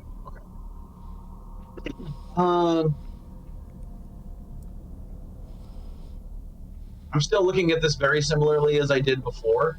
You know, this is what to expect when you go into a vault that's going to be this deep underground, presumably, inhabited by wild creatures. Next step, eliminate the threats so that we can continue moving. It does sound so. Taylor, did the screeching from the halls abate at all? Does this seem like most of the creatures? Oh hell no! It's a roar coming from the walls at this point. So it's still offensive, but we're looking to move fast. Honestly, I'm not too worried about the one thing bothering me, but the fact that there's 2 on Vale is going to slow down his ability to help me connect. So I'll use 2 attack actions on one that's attacking him, and then 2 points to crank. Okay, That's cool. my plan. Yeah. Thank you, Kyle. And Nick, what are you doing? Yes. So because I'm essentially being overrun, and I can kind of hear that we're all about to be overrun fairly shortly, I'm gonna whip out a sludge bomb. Hey. So basically, if I have a successful hit on a target, their movement's challenged, and I feel like that's a good way for us to get the fuck on out of here. That's phenomenal. Absolutely. Okay, and so we have, that would be probably a feat, so that'll be 3 of your action points. What do you want to do with the other 3? If I can maybe, move out of the way, or just move a little bit back, that would be ideal. Okay, movement is 2. That actually still leaves you with 1. Do you want to crank the lever with, Yeah, I'll crank the lever, yeah. Okay, sick. All right, so Adam Patterson, you are on the lever now. There's obviously no cranking you can do, other than people's fucking necks. What do you want to do? Okay, yeah, and so Hank is on the platform, and so what Hank is going to do, having been, it looks like, I'm kind of suspended kind of halfway down. There's about a 30-foot drop, you'd say, at this point again. Yeah. And I'm surrounded by 2 leathery menaces. And Hank is going to Hank is going to try to just essentially slice open or disembowel the one that just tried to get envelop himself around Hank. Again, Hank looks like he just sort of again threw his arms open in an attempt to kind of shrug off or push away the attempt to envelop him. And so Hank is going to throw his arms open and then spike in the center of the creature's mass. Crudely try to essentially gut it where it stands, which is going to be thrice over an attack roll, I think. Yeah. So that'd be 3 attacks, 6 points. Yeah, in the words of Nathan Explosion, brutal. So that's 1d10 plus 5. That's a 12. Do you want Happy to use birthday. any caravan resources? It's a on box any of these? fucking nothing. Yeah. In which case, like, we have how many of the caravan resources left again? How many D4s? How many D8s? Yeah, you have 5 D8s, 2 D4s left. And the doodad we think is down there in the bottom. It would Through that be other door. it would be through this door down here that I have demarcated with the dotted line. Gotcha. Considering I'm tanking 2 of these at once, Hank the tank is tempted to use one of the D8s. I don't want to burn through these too quick, but I'd say just for the sake of, I don't know. I don't think Hank's going to use that for this attack. No, Okay. he's just going to straight up do that 12 roll with 4 damage. Okay. At this point, we're at a point where all of you are making multiple attacks that are going to require multiple rolls. I'm going to try my best to monitor all of these as they pop up on the chat. So just go ahead and put the rolls in. If you're confused on anything, let me know, and we'll work it out. But yeah, go ahead and make your rolls, and we'll see what Maybe happens. we'll just take turns. I'm fine going, as we figure out what happens each. Okay. Sure. By the Who way, wants? you're Just to keep it simple, obviously we resolve all these things together. That seems like that's how combat works. But How many caravan resources are we using just to double check? Was anyone using one? I don't think so. Okay, cool. I guess I didn't necessarily clarify whether I was or not because I forgot that was a mechanic. Okay. We have 5 and 2. Yeah. Okay, use the D4s on attacking. All right. You gonna use both of them? Yeah, I'm taking 2 attacks, so let's make sure we clear up. Bailey right. here to help me out. Yeah, and Adam, knock over let's have you go ahead and roll first. All right. I don't see. I feel kind of like it almost feels superfluous to describe how I'm trying to jimmy my way to clockwork every single time. I mean, if you're good at something, you're good at something. Like, Yeah, and that's like a kind of a note that I was thinking of for later, but it's coming up now. Like, Yeah, I'm gonna try and make it clockwork every single time. gotcha. someone who plays characters like that, I don't know. Yeah, no, I mean, sure. Yeah, I guess that's also worth noting. Yeah. Yeah. Use that void ring, baby. Yeah. Yeah, no, by all means. Let's go ahead. Let's have you use clockwork then. Okay, but we will stick with brutality, considering it is an offensive thing. Yeah, It's a melee attack. if it's an offensive thing, yeah. Yeah. So I'll roll a D8 and a D4 plus 5. D8, D4 for 9 plus 5, 14 on 14. the first attack. Hell yeah, that hits. What's the damage on the? Are you That's using from the Nebular Knuckles? So 3? It's a 3 damage weapon. Okay. I still don't understand what flurry is, but understanding that that's a really good hit, I'm going to go for it. Yeah, go for it. So I'm gonna roll right now to resist the initial hit. I definitely don't.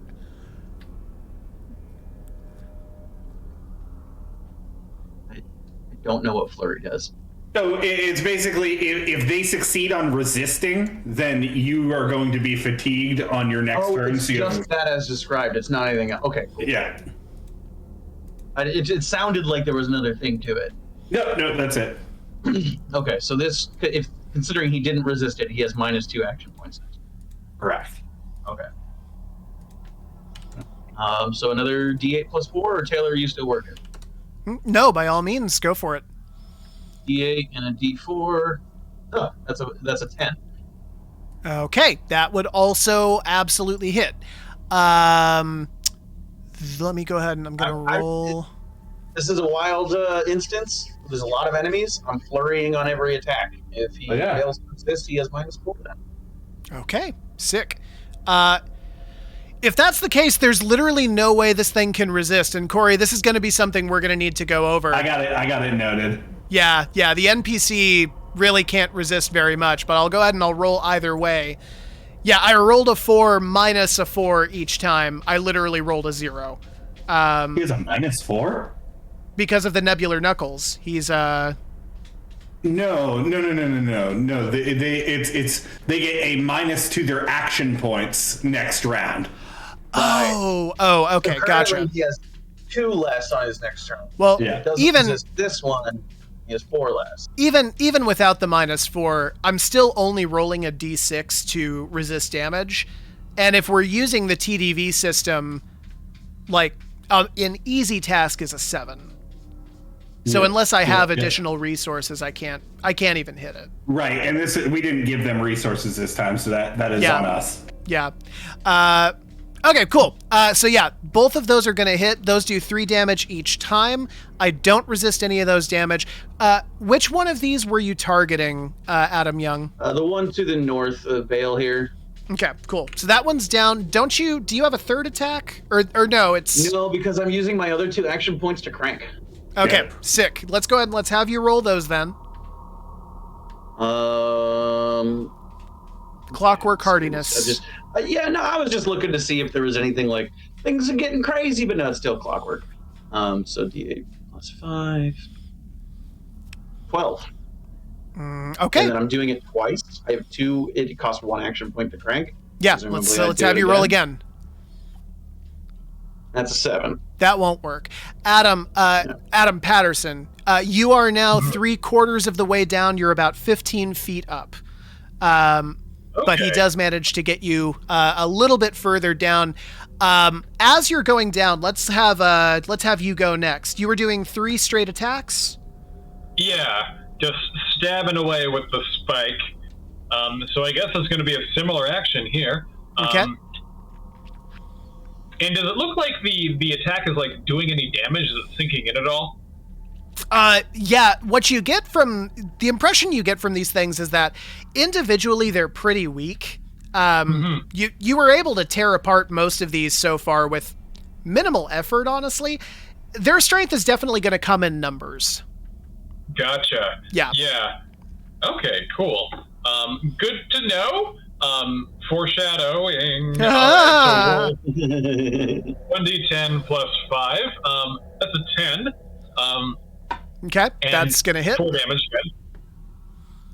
Okay. Excellent. What damage was that? It's a 4. It's a 4. Okay, cool. So this actually does resist 1 damage. And which one are you targeting here on this map? So I'm targeting the same one I had targeted before, which is one directly in front of me. Gotcha. Okay, I'm just going to make sure I have that noted here. So they're down to 4 health. Okay, let's go ahead and let's have you make your next attack. Great, I will.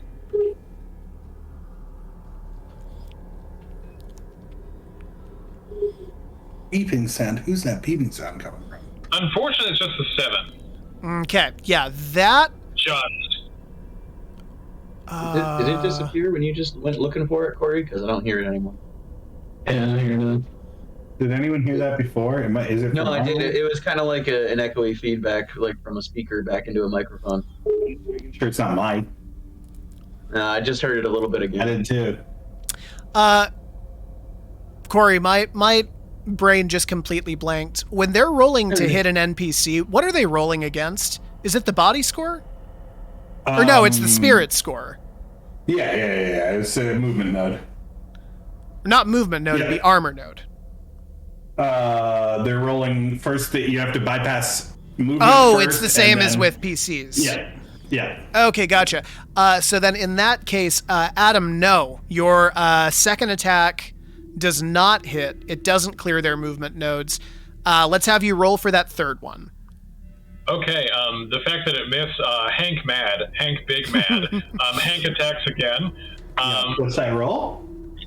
Roll 1d10 plus 5. That's a 14. Okay. Yeah, that's going to hit. We'll go ahead and we'll resist. I did actually roll a 6, but that is not going to hit. Yeah, no, you're still going to do all of your damage even with that. Okay, so that is going to be a full 3. You fuck up one of these guys pretty bad. He's like on death's door. You like rip one of its legs clean off. And it's kind of doing that weird, awkward, like flying in a circle thing, just like gushing blood and acid and whatever it is that makes this thing up all over the side of this wall. And as it screams into the abyss, Nick, up at the top, let's go ahead and let's have you roll for yours. Adam Young took one of these things off of you. What are you doing? Well, I feel like now that I have an arm free, I think that I should probably just drop the bomb to get us out of there as like almost like a distraction. So if I take out the one that's next to me, that's just an added bonus. Okay. So I'm going to use a deductive skill on top of my, I guess that would be ferocity, or would that be adaptation?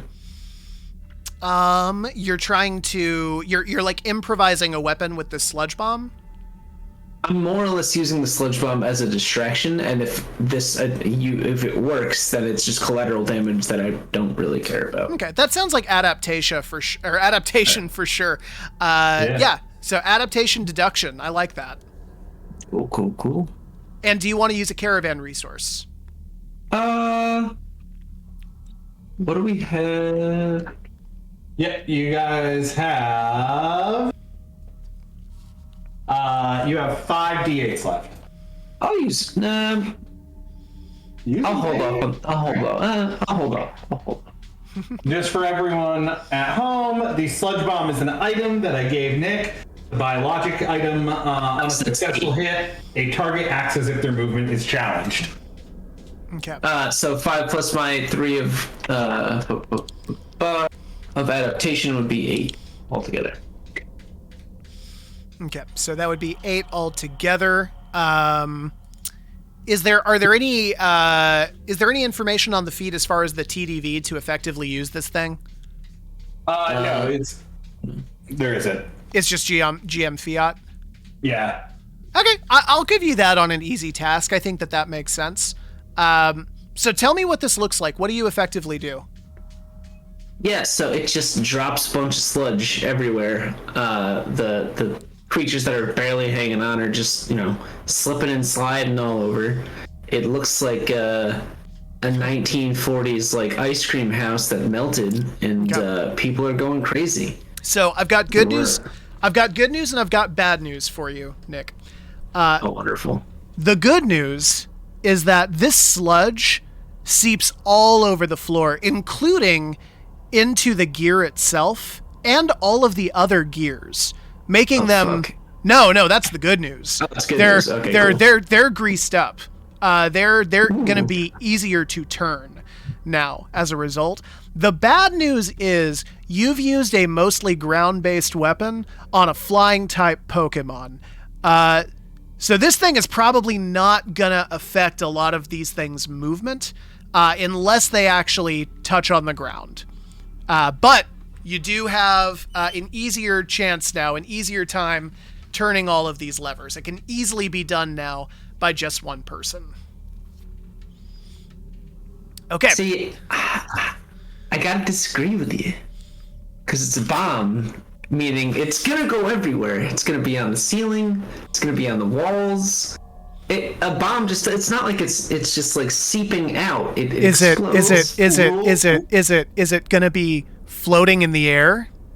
I mean, if it explodes. Rule as intended, it is supposed to be a single target item. Oh, okay, cool. Never mind. Yeah, I mean, it's one of those things. Like, I really see there being a misunderstanding there for sure. For sure, yeah. It wasn't rules as written; it was rules as intended. That's on me. Yeah. That being said, that was 3 points of your 6. What else do you want to do? I'm gonna start blasting at the one closest to me. All right. Go ahead and use whatever approach you want on a brutality roll. Okay, I am going to use ferocity on brutality. So d6 plus 4. That would be a 9er. Okay, cool. So that is going to hit. Let me see here. So goes over their movement, definitely goes over their armor nodes. So that is going to hit them directly. They're going to roll. This is going to be composure plus I'm going to say adaptation. It doesn't matter because it's 3 on an NPC. So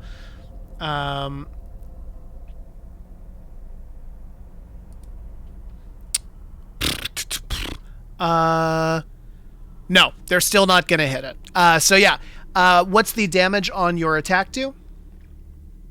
So the damage on my snub nose is 3 damage. 3 damage. Okay, cool. And that is on this guy here, correct? Correct, Mundo. Okay, sick. Yeah, you blast into this thing, it's blown back. And what I will give you also, Nick, is that you blow through one of its wings and it lands smack down on the ground, covered in all of this grease, and you can see it struggling to try and get up, its limbs kind of convulsing and spazzing as they slip over all of this grease that you laid down. So that one will actually have contested movement on its next turn. And with Grease, motherfucker. And with that, we're back at the top of the round. Has your goal for this encounter changed? I'd say no. I think Hank still wants to kill some bats. Okay, sick. He's a simple man.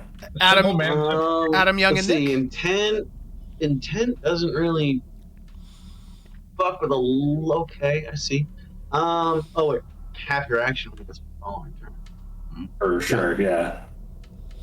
Because you're like readjusting. Yeah, no, ultimately, just looking at it situationally, things haven't changed much. It's not like we're getting overdone. It's not like we have to change the plan. Defense seems good. Okay. Yeah, I agree with that. Okay, cool.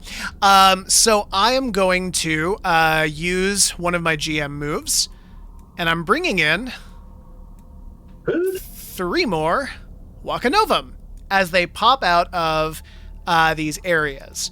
Now, because I have a lot of NPCs right now, I'm actually going to have them attack in groups. So there will be the 2 down here, the 3 down here, and then the 2 over here. So let's see here. I am going to have let's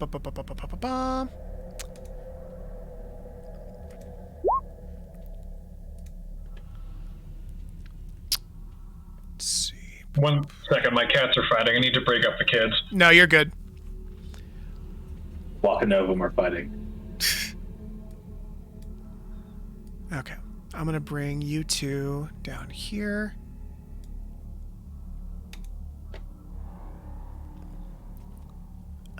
Unfortunately, they do not hit with any kind of accuracy.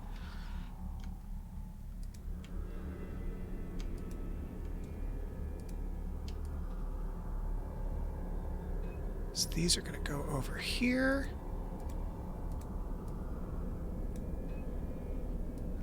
Someone's computer is beeping. I can't tell if it's mine. I don't think it's mine. It's not mine. I don't feel like it's mine. I'm very worried that it's mine. No one ever knows that it's theirs. I could tell. Right. So that is 6. All right. So, Adam Young, good news for you. The attacks on your character, I rolled a 1. For Nick, unfortunately for the 2 that are going after you, I rolled a 6 plus 3 is a 9. I assume that is higher than your movement and armor, correct? 6 and 9.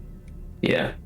Okay, yeah. So go ahead and roll a, this will be composure, using whatever approach you want to use.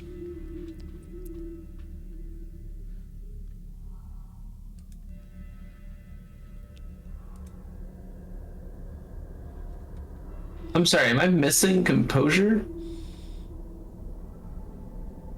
Corey, did we take composure off the skill list? We did. We did, yeah. Okay. That's Guys. that's what's been fucking me up this whole time. I knew it was something. Okay. We're gonna improv this then. Wouldn't hardiness kind of work on that?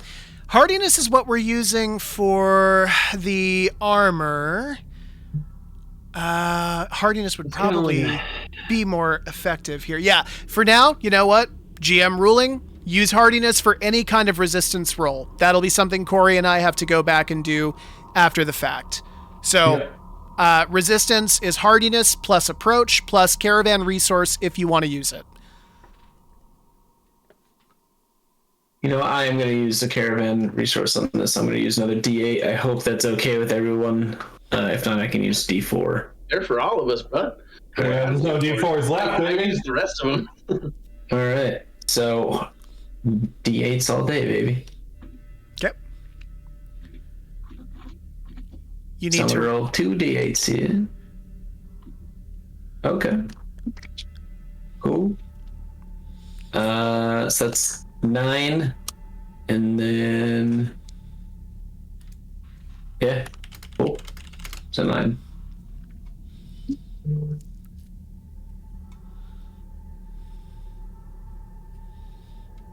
Okay. It's got a 9, and then what was the add-on? What was your approach?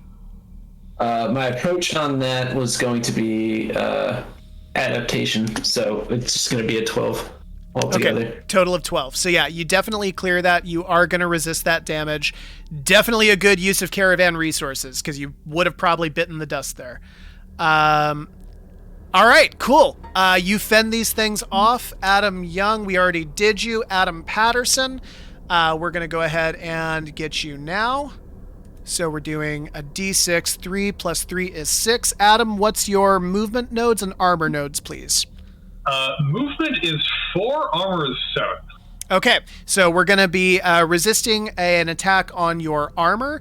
Let's actually have you use repair plus approach for an attack on armor. Corey put that in the text chat. I like that as an elegant solution here.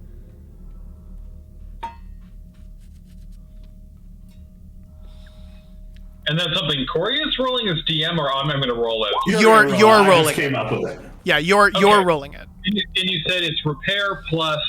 Approach. And if you want to use a caravan resource, you can. Repair plus approach. You have 4 D8s left. I can't see. Can't find approach here. That's your attributes. Attributes. The approach. Thank you. Yes. Yeah. So, I think this would probably be a clockwork of some kind, because Hank would probably try to at least finesse it in a way, like in a very like basic mechanical upkeep of the armor. So that is going to be a 1d4 plus a 3. All right. Okay. 4. All right. Cool. Yeah. So The lowest possible roll. Hell yes. yeah, unfortunately, that is not going to work. You need to reduce your armor nodes by 2. That's unfortunate. Yeah, All right. not great. Not ideal, folks. Not a fan. All right. Cool. All right. Done. And with that, it is y'all's turn. Tell me what you want to do. You can go in any order you please. I'm just going to keep cranking. Yeah, it seems like it doesn't. Like we're losing the fight on minimizing creatures coming out of this wall, but they're not so overly oppressive that if we were to get him, down the elevator, that we couldn't be finished with it. That said, he's almost down the elevator. If you're going to keep cranking, I'm on defense. I'm attacking. I'm straight offense. I'm attacking. Yeah, I'll be defense on this. I have no problem with it. Okay, so do you want to crank or fight? Oh, crank. 100%. Okay, I'm fighting. Okay, so No crank. three attacks, 6 cranks.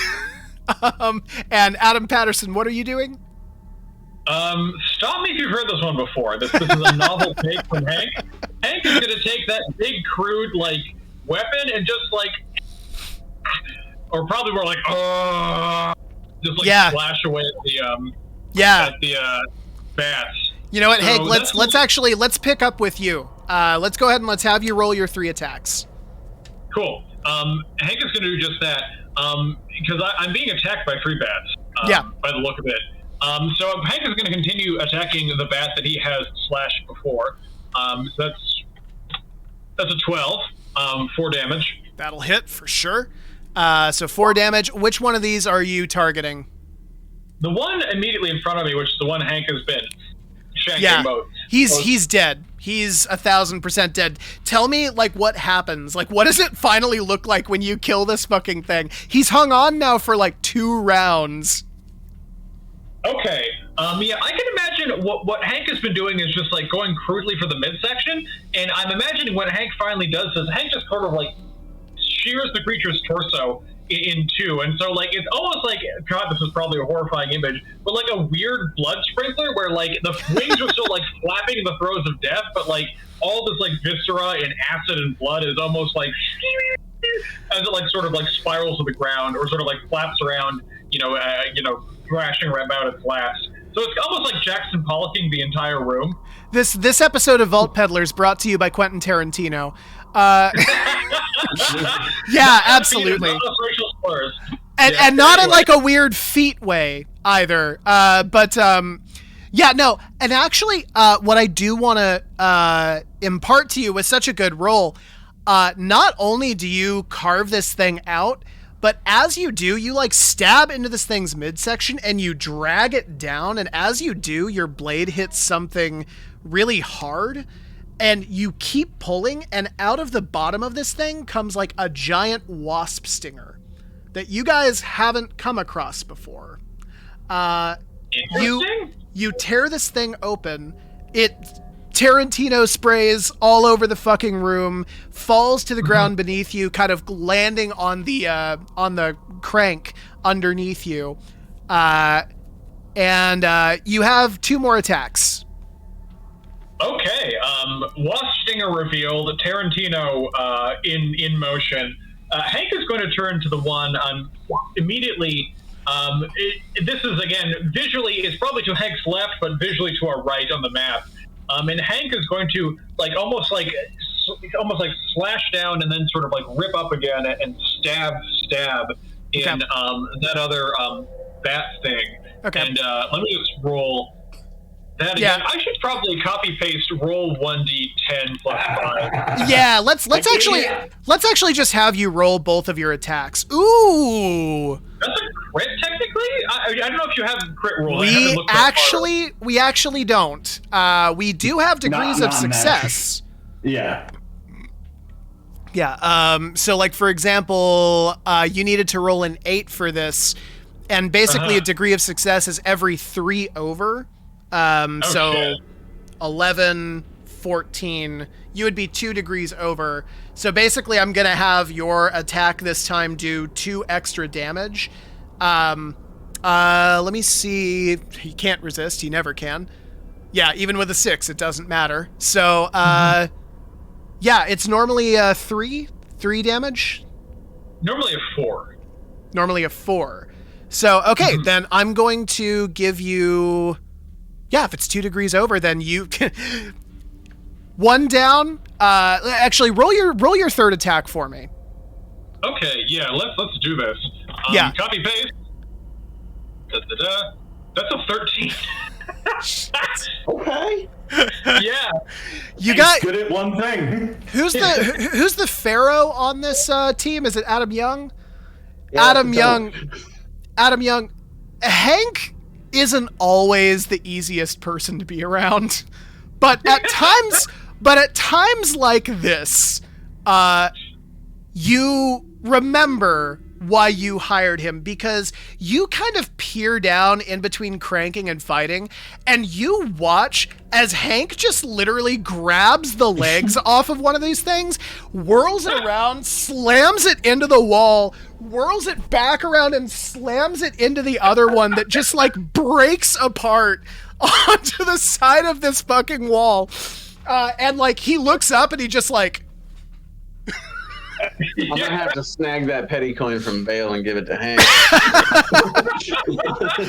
I mean, I agree. It's a damn shame what happened, but Hank is covered in like blood and guts and acid and like mutated bat guano and is just screaming at primal fury and weird, demented, violent joy up at you. Okay, Nick. I want you to go ahead and make all 6 of your cranking rolls. This is just going to be a lot of fucking rolls. Let's just get them all done all at once. So I'm running a what? 6. Yeah. Because it's greased up, you only need to hit a 7. You can use caravan resources if you want, but you're doing 6 rolls right now. 6 rolls of what die? It would be... What have we been using for this? Hardiness, I think? Yeah. You need some health repair for it. You said 6 rolls? 6 rolls. You're doing nothing but cranking this round, right? Yeah. You're just over there cranking it. Now, do you want to add any? Oh, wait, okay, it's too late. But Yeah, too late. You did it. Do you want to add any too? Yeah. Okay, so you only needed to hit a 7, even without your.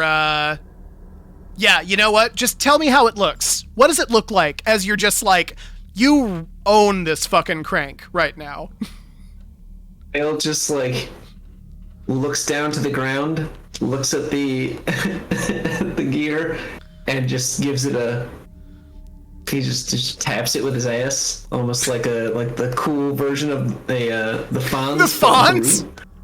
The like, Fonz, but with butts. Like Fonz, yeah, with butts. But he's a tree, so he just hits it with his vine. Wait, the Fonz is a tree, or the Fonz? That's true. The Fonz is a butt. If I'm getting the analogy correct. The Fonz is an ass. And the crank is a tank full of sharks. Well, Henry Wheeler is an ass. And he's throwing the Coca-Cola over it. That thing. And as you're doing this, Adam Young, you are defending. So you're making 3 attacks. Let's have you just make all 3 attacks. Let's do it. Let's see. Remember, you can use caravan resources if you prefer. Yeah, and this is like the one time where things are getting a little out of hand. So I'm looking at the whole situation and trying to realize, what needs to be done to get this done. So this is gonna be a holistic approach. It's not quite as strong as clockwork, but no brutality. All right. I will. Let's see. What do we got for caravan resources left? You have D8s. Yeah. Just for like being reasonable in how we're conducting this combat playtest. How long would is one delve into a vault and back out, and then you get resources back? One contract is how long you have those resources for. Okay, so they don't really, It depends on the contract. Presumably, this is our contract. So I'll use 2 of them, 2 D8s. All right. Go for it. That is not computer. Brutality 3 times, so I have 2 D8s plus 2 D8s, and then 1's a D8 on its own. All of them are going to have plus 3. Okay. So, first attack is a 15. Okay. Second attack would be a 9. Okay. Hey, that's doubles. Oh shit! It is doubles. Yeah, that's double. So that's an extra. That's a 9 with a 6. Okay. And So then that's a the 12. final one is only 1 D8. So that one's only a 5. Tell me which one you're targeting, or which ones. Whichever ones are closest to the crank. Okay. Goes without saying they do not resist the damage for either of the first 2 attacks. So the ones closest to the cranks would be what? This guy and this guy? Yeah. Okay, cool. And the damage on those are 3 each, right? Correct. Okay. Because you got the extra degree of success, you actually take out one of these guys, and that's going to be the guy closest to you. You actually tell me, how does that look? He kind of swoops in to take a shot at me, who's been helping with this crank, maybe even fail. And so he's kind of looking to disrupt the whole situation. I catch him off guard with an uppercut, and I hook him straight into the pile driver. Hell yeah. No, you catch this thing by the mouth and just poof, and you just slam him into the concrete below you. By this point, the room is just reeking of pheromones and blood and guts and fur and skin. It's a fucking sight. We're now again at the top of the round, which I don't know if you guys have heard this one before. More of these things do start popping out of the walls. And because we're in round 3, 4 of them come out this time. Adam Patterson, you are down on the ground. Has your intent for this encounter changed? Oh, fuck no. Hank is having a blast. This is the most fun Hank has had in weeks. Okay. Adam Young and Nick? Sticking with how I'm approaching this situation, yet things appear to be getting a little out of hand. Would be starting to look to get out of here. I'm looking to escape. Okay. One for offensive, one for escape.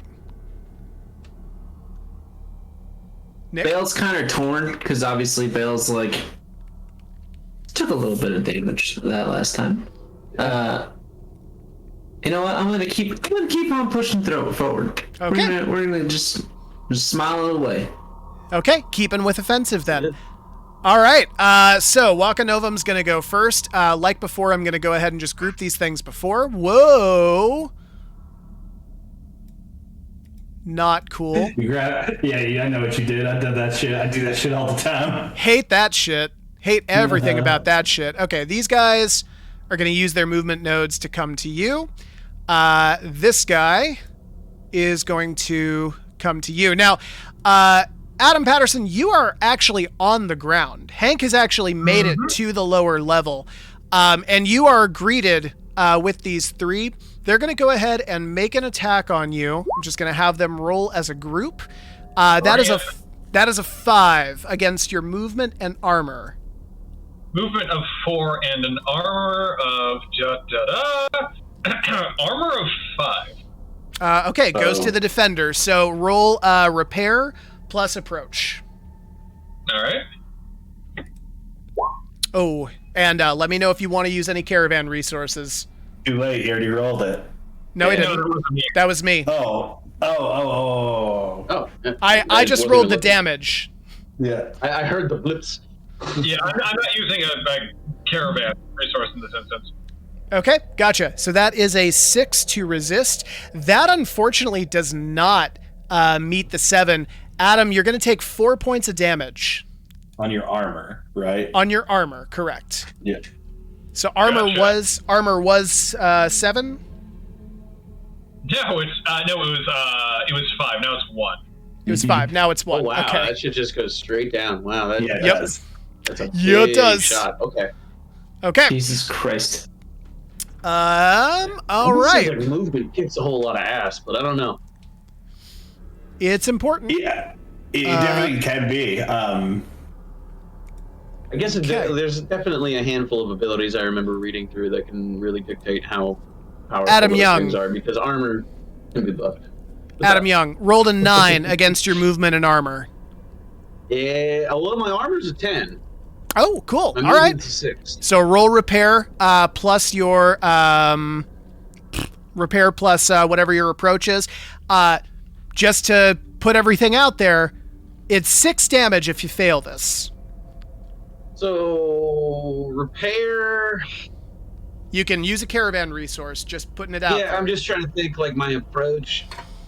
I've already kind of conceded the fact that things are getting out of the clockwork territory. Yeah. My holistics and obfuscation, which are the 2 things that I can really justify using here, would be a 3. So it's a d6 plus 3 to resist 7 damage. To resist 6 damage. 6 damage. 6 damage. Yeah. Yeah, fuck, I'll be fine. Let's do it. Okay. You want to use a caravan resource? No, that's what I was deciding. D6 plus 3. Okay. 9, what's up? All right. So yeah, that will cover the resistance then.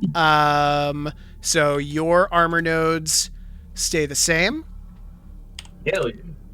All right. And finally, Nick. You. I've rolled an 8 against your movement and armor.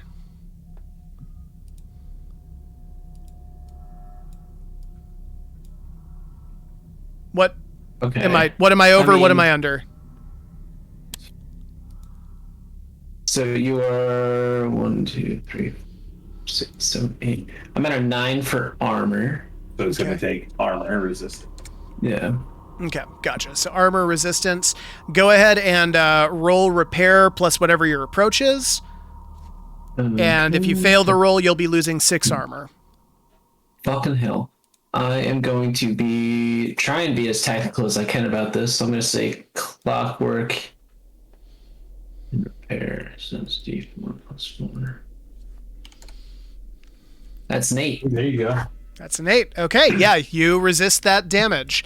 All right, it is your guys' turn. What do you want to do? How do you want to do this? I'm just going to... What? Go ahead. I'm sorry. What? What? Hey, just to make sure I'm on the same page with everybody, can I get everyone's health and armor nodes? Absolutely. So Hank's armor nodes is exactly Uno. Hank's health nodes is a healthy 7. Okay, cool. I'm looking at a cool 6, 10, 6. Okay, so 6 armor, 10 or 6 health, 10 armor. 6 health, 10 armor. Okay, cool. And Nick?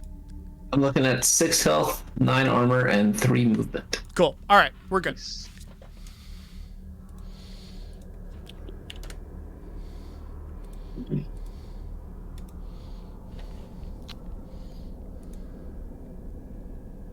So what are you guys doing? As far as like, sorry, but this is the same turn, right? We're still on offense. Yes. I'm clearing the path. Looks like Hank's kicking ass downstairs. He's got a mission to do. Bale's keeping up the business on fighting these guys. It's straight offense. Let's murder these things. Yeah. Attacks. Okay. So 3 attacks from Adam Young. Actually, let me look at my quick. The globular chuck. That still only takes 2 actions. So I'm planning on 2 melee attacks on the guys up here, and then I'm going to throw Hank some help with a ranged attack. Okay, cool. All right, and Adam Patterson. I'm a stab. Just gonna I'm a stab. a lot. All right. All right. Want me to roll the 3 stabs? Yeah, and first, Nick, what are you doing? Blasting. Okay, we're just attacking. Yeah, whoever wants to go first, just make 3 attacks for me. I'll go. Okay. Pick me. Pick me. All right. Just 3. 1, 2, 3. Yep. There we are. Okay, so that is +5. Oh, it's already added in. Okay, cool. So one of those attacks is gonna hit, and luckily they can't resist damage. So you take 3 down on one of these guys. The other 2 are at. It's 4 damage total. Oh, excuse me. Is it 4 damage? 4, yeah. 4. Okay, cool. So then this guy is actually at a 2. 9, 10, So he's pretty beat up. Yeah, you try the same trick. You slam this guy into a wall, but it's not hard enough. He sort of catches it on one end and bounces back off, sort of flying out towards one of these cranks here. Adam Young, make 3 attacks for me, please. Okay, we are. You want to use any caravan resources? No resources. I am kind of getting back to clockwork. Things seems to we've got the situation under control. This is just how we do raiding. Brutality for 2 of them being the melee attacks, and I don't know. Would you guys want to do anything? Like, would you still use brutality for the globular chuck? That's my other ranged weapon. Or would it be anything else? I mean, I roll. Are you like, "Gah!" Like, it depends on how you're doing it. Are you carefully considering their aiming? I guess my question is are all weapon attacks made with brutality? No. It depends on how you're using. Depends on how you're using it. It depends on your dictate of how you're using it. It kind of seems like an approach thing, but the skill is a bit more mechanical. Yeah, right. I mean, like, brutality seems like the optimum choice if I'm, like, going to be attacking somebody with it. But if I'm using the globular chuck to, like, hit a lever from across the room, I might not use a brutality attack. Okay, fair enough. No, but this is just on an enemy, so they're all going to be brutality. Yeah, All that'll be brutality. 3d8s plus 5. Okay. First one's going to be a 7. Miss. Probably not great. How's about an 11, though? That'll hit. Good boy. Those are going to be the melee attacks on the enemies nearby. The globular chuck has a range of 6 firing. Okay, so let me look. 1, 2. Horizontally, we're good.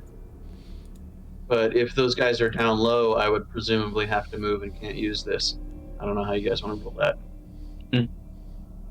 Wait, say that again? So my third attack was originally intended to be to help out Hank with the enemies down below. Yeah. The range on the globular chuck is a 6. Horizontally speaking, I am 6 units away from the closest enemy, but they're supposed to be down, 60 feet. Yeah, they're I think a little too far down. I don't think with the globular chuck. All it's like a 60-foot drop. Yeah, I guess these would all be on the melee enemies then. So Okay, let's go ahead and make that third then. Yeah, so we get that 7, that 11, and that 8. 7, 11, and 8. Okay, so the last 2 of those are going to hit. These things can't resist damage, so what's the damage on the... Okay, cool. So you're taking that one down to 3. This one, however, you manage to completely kill. Tell me how that looks. It gets hit with the nebular knuckles, which kind of stuns it, which gives me the opportunity to finish the job with, I'm going to just kind of like flavor with my tunneler's drill. It's stunned and kind of like collapsed on the ground, and I just follow through, driving the drill through its face. Hell yeah. Love it. You drive the drill straight through this thing. It actually like spins almost comically at this point, right on the drill before it just sort of flies off onto the wall next to the elevators. Nick Einsman, go ahead and make your 3 attacks for me. And let me know if you want to use caravan resources. Well, I actually have never mind. No, what you have in mind? So I'm wondering how Bale would play this out. I don't think that Bale's like necessarily wants to be violent at this point, but at this point they're just annoyed. Okay. And they're thinking of it more as like the comedian from Watchmen, just slaughtering for the fun of it. Okay. Dark, but okay. I'm assuming that would be brutality. I don't see how it couldn't be. Yeah. I was just thinking, I don't know. I was stuck between, believe it or not, impression and brutality. I can see that. If he was playing a role, I could see impression. If you were trying to like intimidate people with his violence, I could kind of what like I was thinking he was like annoyed, so he was just like trying to be intimidating. Okay. Well, I guess the question is, what do you want to do with this attack? Do you want to intimidate them, or do you want to hurt them? I think it's just intimidated at this point. Like, okay, if it kills them, it kills them. If not, really doesn't give a shit. I'm all for creative solutions to this. So yeah, go ahead and make an impression roll. We've been shredding them. If they suddenly see you just doing it in an extravagant manner and decide to back off, that'd be great. Yeah, no, go ahead and go with impression and adaptation. Cool. All right, so we got. Oh wait, impression and adaptation. Hold on, I need to re-roll that. Okay. Not as well as I would have liked to have been. 2 1s, man. Fuck. Not great. Yeah, so honestly, with 2 just straight 1s, I don't think that's going to be a successful roll. Totally fine.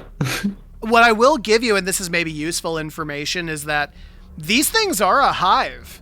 And you have clearly entered into their home. They're not going to be intimidated out of leaving because there's nowhere for them to go. You came into their place, so you could leave. Just this place where there was nobody initially. They could leave this area. Yeah. You reason with the hive. Yeah, please, by all means, go for it. They could always just like go to the other room. I'll be honest, I didn't think it was a great plan, but I was willing to see it through. Yeah, I was interested to see how it rolled. Adam Patterson, have we done you this round? No. Okay. Tragically, no. Tragically, no. Tell me, down what at the is bottom, what right? is what does angry old Hank do? Hank is completely unconcerned with the fact that he is essentially invading someone's home space. Yeah. Hank is awful and problematic and has apparently no qualms with disrupting an indigenous population's terrain. And You're a he's just vault gonna peddler. Yeah, a vault peddler. If any of you have read Blood Meridian, he would have been part of that crew. He was a reckoner. Yeah. Through. And Hank is going to slash away, and I'm going to just copy paste that one thrice over. Hope By you're all fine. means, go for it. 7, 11, 11. Okay, last Never two, last two hit. These things can't resist damage. So, what is the damage on the attacks, and which ones are you targeting? It's the one immediately in front of Hank right here. This one right there. It's 4 damage with each attack. Okay, and both of them are going to him? Yes. Yeah, you murder this thing. Tell me how it looks. All right. Hank reaches out and grabs one of its leathery wings and slams it against the wall. And this time tries to spike it through the sternum and just wrenches it down. Just like basically slams it, just cuts it all open.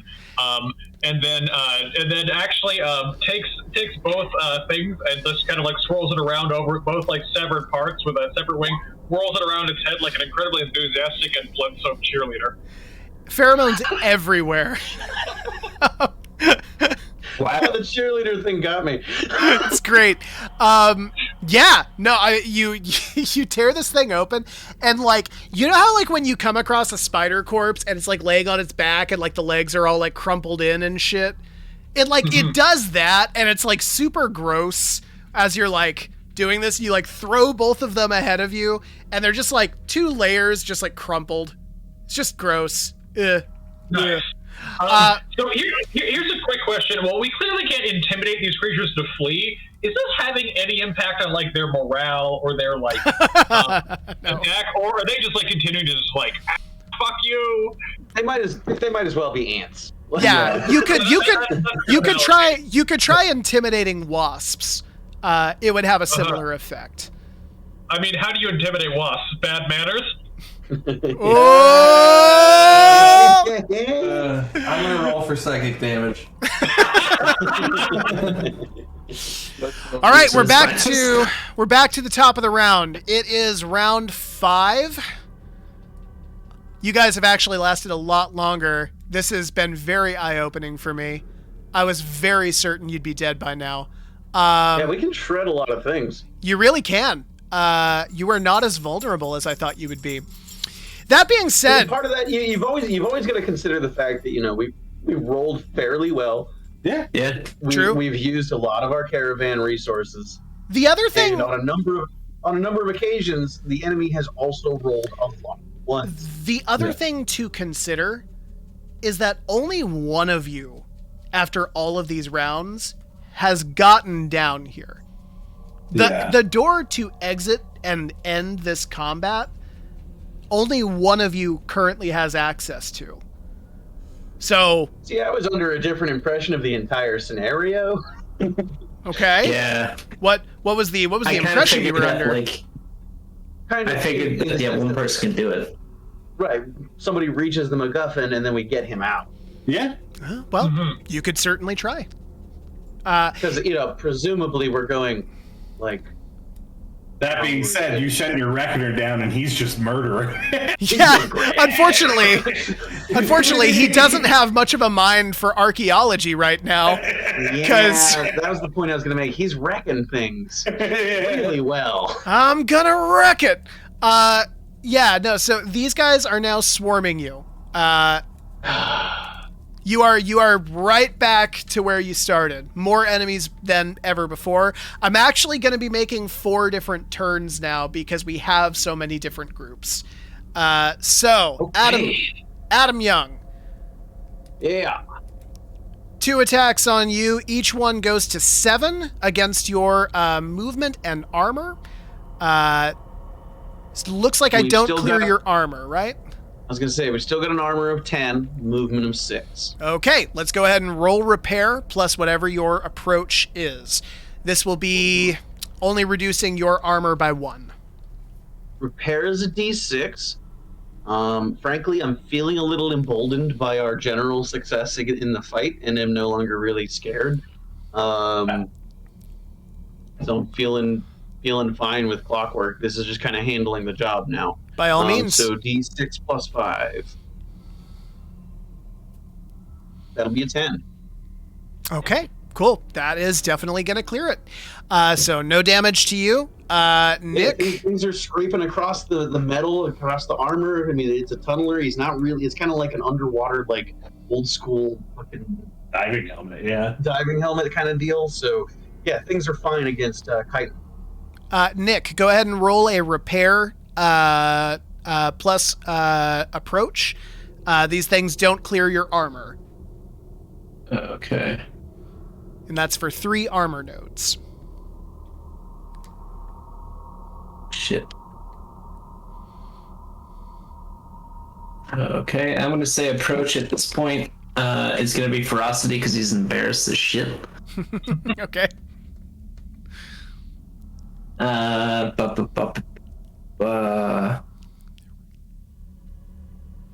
Yeah, I'm definitely going with ferocity at that. So that's 7 altogether, so which is not my. So I lose 3 armor. Sick. Okay, so we lose 3 armor. You're now at 6. All right, and then finally, Adam. These things rolled a 4. They don't even touch you. Or no, wait.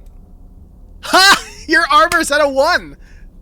And your but your movement is a 4. Only a 4. But your movement's a 4, but defenders always win. So Yeah. he actually, I don't hit him. Hank's killing it. You're doing great, Hank. All right, it's your guys' turn. This also is an opportunity to change intent if you would prefer to do so. Although it doesn't sound like you'd prefer to do so. I was gonna say that seems like useful, like in the sense that, like, yeah, things are getting a little out of hand, but I don't think we strategically have the ability to sacrifice the action points right now. Okay. Yeah, I don't think so either. And also, like, Hank is down there alone, surrounded by, it looks like still 4? 4, yeah. Yeah. Three of them just flew in. Yeah, Hank's bloodlust is up and more powerful than ever. Notably, your movement, you're open on all hexes, so your movement won't That be... is if true, you wanna yeah. yeah. Yes, how does that affect movement? So, I can tell you right now. Oh, I was... But just rules- Obviously, the two of us are quite, quote-unquote, hindered. Yeah, so movement's pretty easy. If you're not surrounded by an enemy at all, that's unchallenged. You can make a full movement. If you have at least one enemy on an adjacent hex, it's challenged, so you move at half your movement. If you're doing a contested movement, moving through occupied space, on a success, you get a full movement. On a tie, the defender gets the victory. Defender gets the victory. On a failure... I'm sorry, did we didn't switch those. We were supposed to switch those, I think. On a tie, you get a quarter movement, and on a failure, you get the defender's victory. Yeah, we didn't change that. We were supposed to change that. Okay, So, yeah. okay. Important question. Yes. What's fall damage like? Yeah. Well, the interesting thing is it's not currently fleshed out, so I'll just be determining that just for fun. I'm feeling that might be the case. Yeah. Great I question, guess, though. Something we should put a note in. Follow-up question. Go for it, man.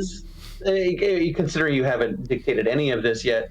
How does the mechanics of one's species affect fall damage? Like, I'm a metal monster made for tunneling under rocks.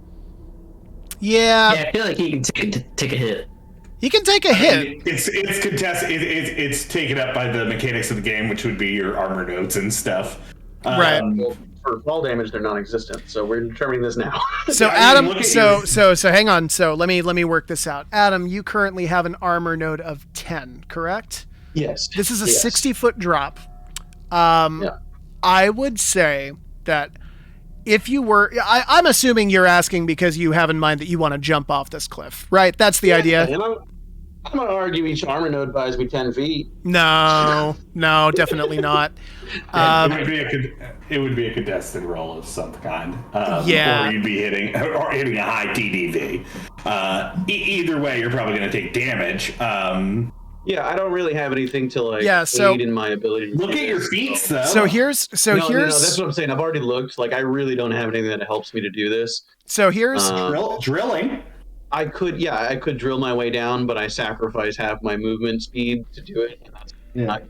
here's the way that I would rule this. For every 10 feet that you fall, you would theoretically lose 6 health.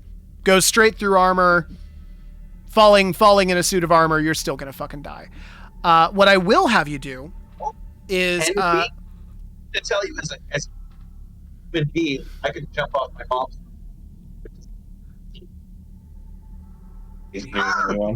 correct. I didn't hear a word of that. I didn't get any of that. Not a single word. Which I'm going to take as the universe telling me that I'm right. And what I will have you do, if you want to do this, I'll let you jump down there. It'll be a very hard TDV. We'll do it at like a 13 to beat the roll, and if you beat the roll, then you only take half damage. For falling 60 feet, that's pretty fucking good. I mean, yeah, but even with that caveat, it's unsurvivable with my 6 health nodes. So no, it's absolutely that not. idea is completely shot. Are you saying No. 1 health node? I think he's saying No. 1 health node per 10 feet. Yeah. I thought you said 6. No, yeah, he means 6 total. No, one per. Yeah, 6 per. Oh, I thought you said 6 per 10, and I was like, that's No, grossly you could whatever. if you make the jump and you exceed this very high TDV, then you would only take 3 damage. Fuck it, let's roll a caravan resource. Roll the fucking dice. We'll call it probably a hardiness. That makes sense. And unfortunately, this does kind of seem like at best a holistic approach. Trying to realize that our mission here is to get the MacGuffin and get out, not defeat all these creatures. Yeah. So that gives me a D8 plus D8 plus 3. Here we go. 2 D8s plus 3 is a 9. Well, Yeah. That's a crumpled mess. that's not great. I have 6 HP, so What does Scuttlebutt say before they jump off of the side?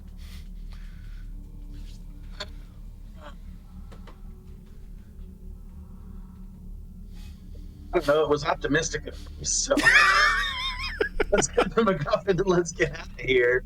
And then a straight leap, like arm in the air. Hey. Dale just like looks at what's going on in front of them and just shakes their head, just so disappointed. Adam Patterson. Hank is downstairs. He is fending off 4 of these things by hand. Just and from up top, very distant, you hear, "Let's get the MacGuffin and get out of here." And about 4 seconds later, you just feel this sickening as bits of gears and metal and rubbish spray across the floor as the friend who was your pharaoh, your compatriot, is splattered across the bottom of this cliff. Oh my god, as in like no point of repair, just like it's the equivalent of someone being splattered on pavement, basically. Yeah, like there was a really he dead. like monstrous robot that like he went to jump and do like a 3-point hero land with the drill and it just collapsed in the landing. Oh wait, is there a dying roll for this, Corey? Well, we have when your health reaches 0, you have until the end of your next turn to either be You were rendered inert, or you're rendered inert. Yeah. So I guess that I didn't know if that would have applied with such a quick and sudden drop in HP, but I think you give him the ability to do it. Like, yeah, you know what? Here's what it is. Here's what it is. Adam, you are splattered into pieces, but like there's like a section of you that is like main core and like arm, and you can like move and you can do stuff. At the end of your next turn, your character will die, but you get one last chance to do something amazing. You get one last turn, and in this turn you have the option to burn all of your personal petty coin. You currently have 8, and that will add to the success of your next roll. That's how petty coin works. Gotcha. Yeah, it's one of the ways. Much about it. It's one of the ways. Yeah, I know it was involved in some feats, but none of mine involved it. So. Okay, I do need to confess to a bit of ignorance here. Where are we at right now as far as turn order? Adam, were you the first one going on this round? I was the first, yeah. Okay, so Adam, Patterson, and Nick, you guys tell me, what do you do? How do you react? Your friend is actually still alive. For the moment, you might think they're dead, but they do actually have a little bit of life left in them. I think Bale just becomes more enraged that their friend was that stupid to think that they could jump off the cliff and, I don't know, survive. I'm here. I'm trying to see what happens. So Bale's gonna like try and figure out a way to get down this cliff safely, but also while enraged. Taylor, you look very confused. I do look confused. It has nothing to do with you. For some reason, Adam Patterson's video just went completely haywire. There we go. Okay, cool. Sorry about that. Was Hank grief and mourning over his friend splattering on the pavement. Wait, so like you drop to your knees and you just give like a no? Yes, with the spike in the air and like maybe a bit of like dismembered bat in the other hand. Like, have you seen like you remember like the cover of Platoon? Like, yeah, Hank looks like that except holding up like dead bat. Like, no, Charlie Sheen moment. Yeah. All right, sick. Yeah, let's have you guys roll for your respective actions. Who wants to go first? Adam, if you wanna go first, but by all means. Yeah, because it sounds like Scuttlebutt here is just like you have to basically do a death roll. No, it's not even. I'm unless dead at the end of my next turn. I just get an opportunity to do something unless somebody somehow saves me. Yeah. Okay. Is Hank capable of saving you? Wait. I will be right back. Hold on. We each have a health potion. Oh. Mm-hmm. I forgot entirely about the fact that we each have a health potion. So very nice. So, are you capable of in your potential final moments of just like chugging it? Yeah, I think I have my actions, but I probably can't move, right? Like you have one arm left, and you would need to get to it, which I'll say it's within your movement. But yeah, no, I have no idea how like dying works. I mean, it depends on like if you lose an arm, you're gonna have a higher TDV to do things. If you lose a leg, your movement is going to be hindered. So it depends on gameplay. I mean, fair enough. Yeah. Interpretive. Yeah. Right. Situations. That being said, Adam Patterson, you have a health potion. You could absolutely go up to your fallen friend and give him your health potion. Okay. That would be a movement and a movement, and then another movement for giving potion. No, well, I mean, turning be the a- tank was an action that cost 1 point. Yeah, it'd be a movement and a simple action, so it would be 3 points. Okay. God, I don't even know if Hank is necessarily that altruistic, especially in the middle of a blood frenzy. But for the sake of keeping the scenario going, Hank will do just that. Okay, yeah. It's a simple enough action that I'm not going to have you roll for it. I mean, you're literally just dunking a potion into a diving helmet. Here's how this works. Adam Young, you're still alive. And you now have, I'll say it restores... What does the potion restore? Is it all 6? It's on the caravan sheet. 3 health upon consumption. Okay, so you have 3 health. Your movement, however, is quartered. Well, it actually says if used in combat turn order, it takes 3 action nodes. Yeah. Oh, okay, cool. So that would have been 2 to move and 3 to use a potion. If yeah, you're still good doing that. Yeah, no, because that only leaves you with 1 action point. Yeah.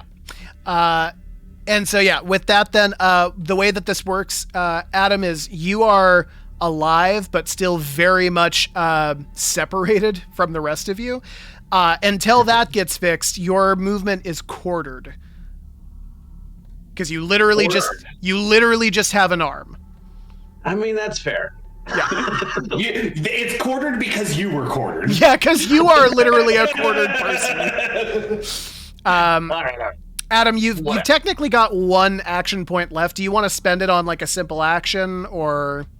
Yeah, what simple action? Because it's 2 to attack, and Hank is inclined to do that, but what can I do with 1? It's like cranking a lever, readying a weapon, throwing a switch. Quick question. Or handing me a body part. Sure. Yeah, I was gonna say, or could I heft my friend on my shoulder? Absolutely.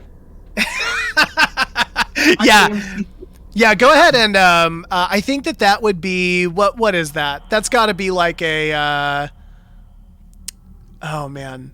Hang on one sec.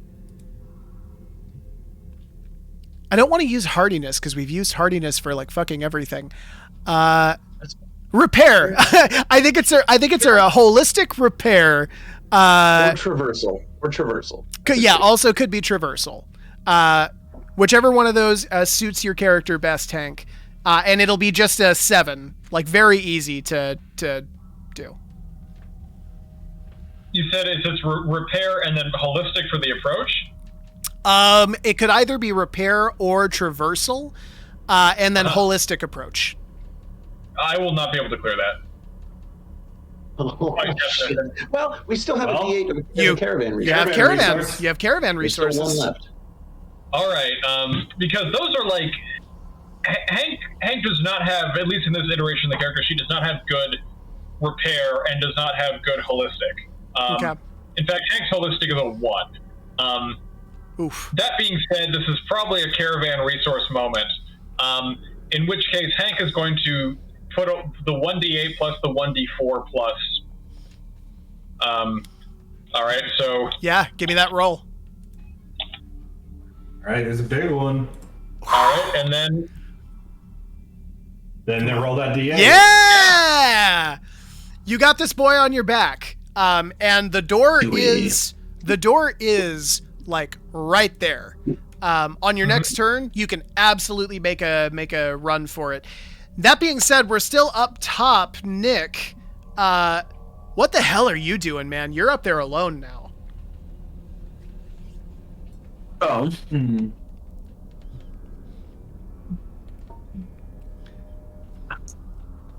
Here's what I'm thinking. Bale is going to shoot the gears. And then make a mad dash to the platform and ride that sucker down. We're not doing something. Okay. I think I see what. So you're trying to you're going to jump off, but you're going to just try to jump off onto a descending platform? Yeah. Interesting. That's okay. the idea. Yeah, trigger it to descend. 2 for full action, 2 for a movement. You'll easily clear the distance. The jump will be a little bit more difficult. Okay, so here's how this is going to work. You're going to make... You're gonna make a deductive ferocity roll for the shot, right? Okay, so that's a D6 plus a. Or actually, 4. what's easier for you, clockwork or ferocity? They're both the same. Cool. Then it doesn't matter. And that is going to be something where you have to just hit. You're standing right next to it. You just literally got to hit a 4. All right. Plus 7. Beautiful. 7. Okay. You've shot this thing. The gear is spinning, and the elevator behind this door is now starting to drop, and it's starting to drop very quickly. You move the distance, and let's have you go ahead and roll for, let's see here. I'm going to have you roll. You're jumping. It's definitely adaptation, and it's definitely physical activity. So adaptation hardiness. This is going to be harder because it's by the time you get to it, it's probably about 30 feet down, right? Wow. So you're going to be dropping for sure. Let's go ahead and let's have you roll. That's I rolled a 4. You could have rolled with a caravan resource. I was going to give you the option. Okay. Maybe not worth it. Okay. You rolled a 4. Okay, hang on 1 second. Need to think about some stuff right now. It was a difficult task. Difficult tasks are 13. Degrees of failure are 3 under whatever the DTV is. So you are 10, 7, 4. You are 3 degrees of success under the DTV, which means that the damage is going to be 3 plus whatever it would normally be. So you fell 30 feet, right? And what I'm going to say is you land poorly. Okay. Make a hardiness plus approach roll.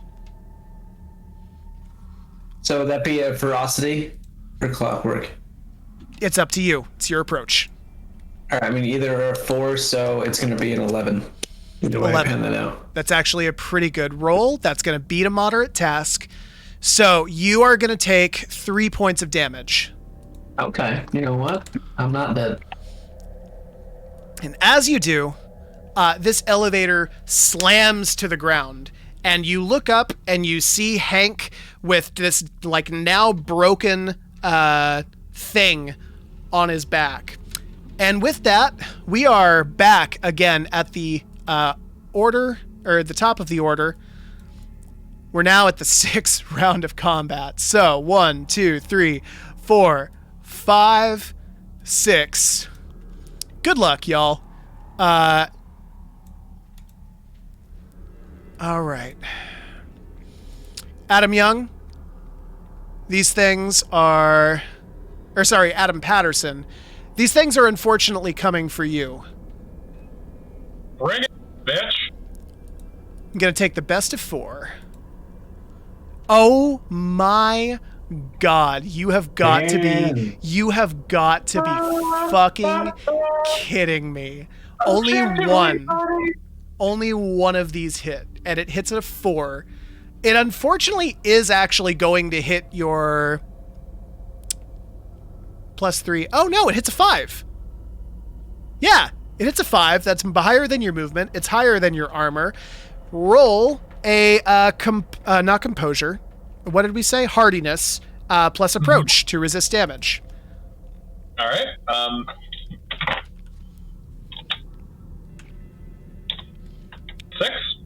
6. All right, cool. That is going to resist. Or no, wait, no. It's what have I been using?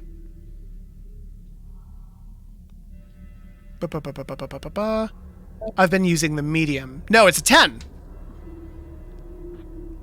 Shit. Corey, we gotta nail this down after this is over.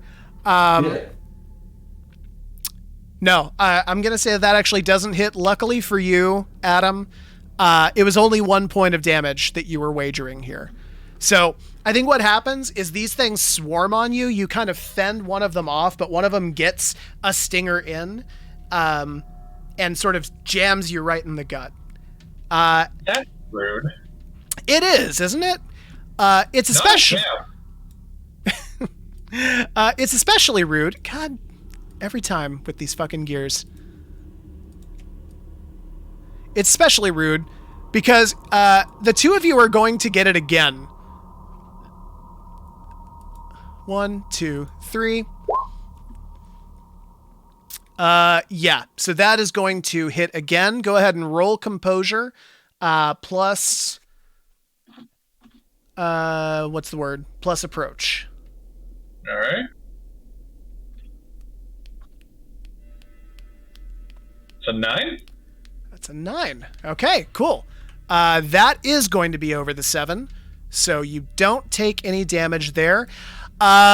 For Adam Young, none of my hits got over 10, so your armor is fine. I mean, is my armor still a 10? It's a really good question. Mechanically, I'm gonna say it is because I didn't say anything about it before, so I have to stick with that. Do go ahead and roll a repair plus approach to resist damage on the armor. This will be for 2 points.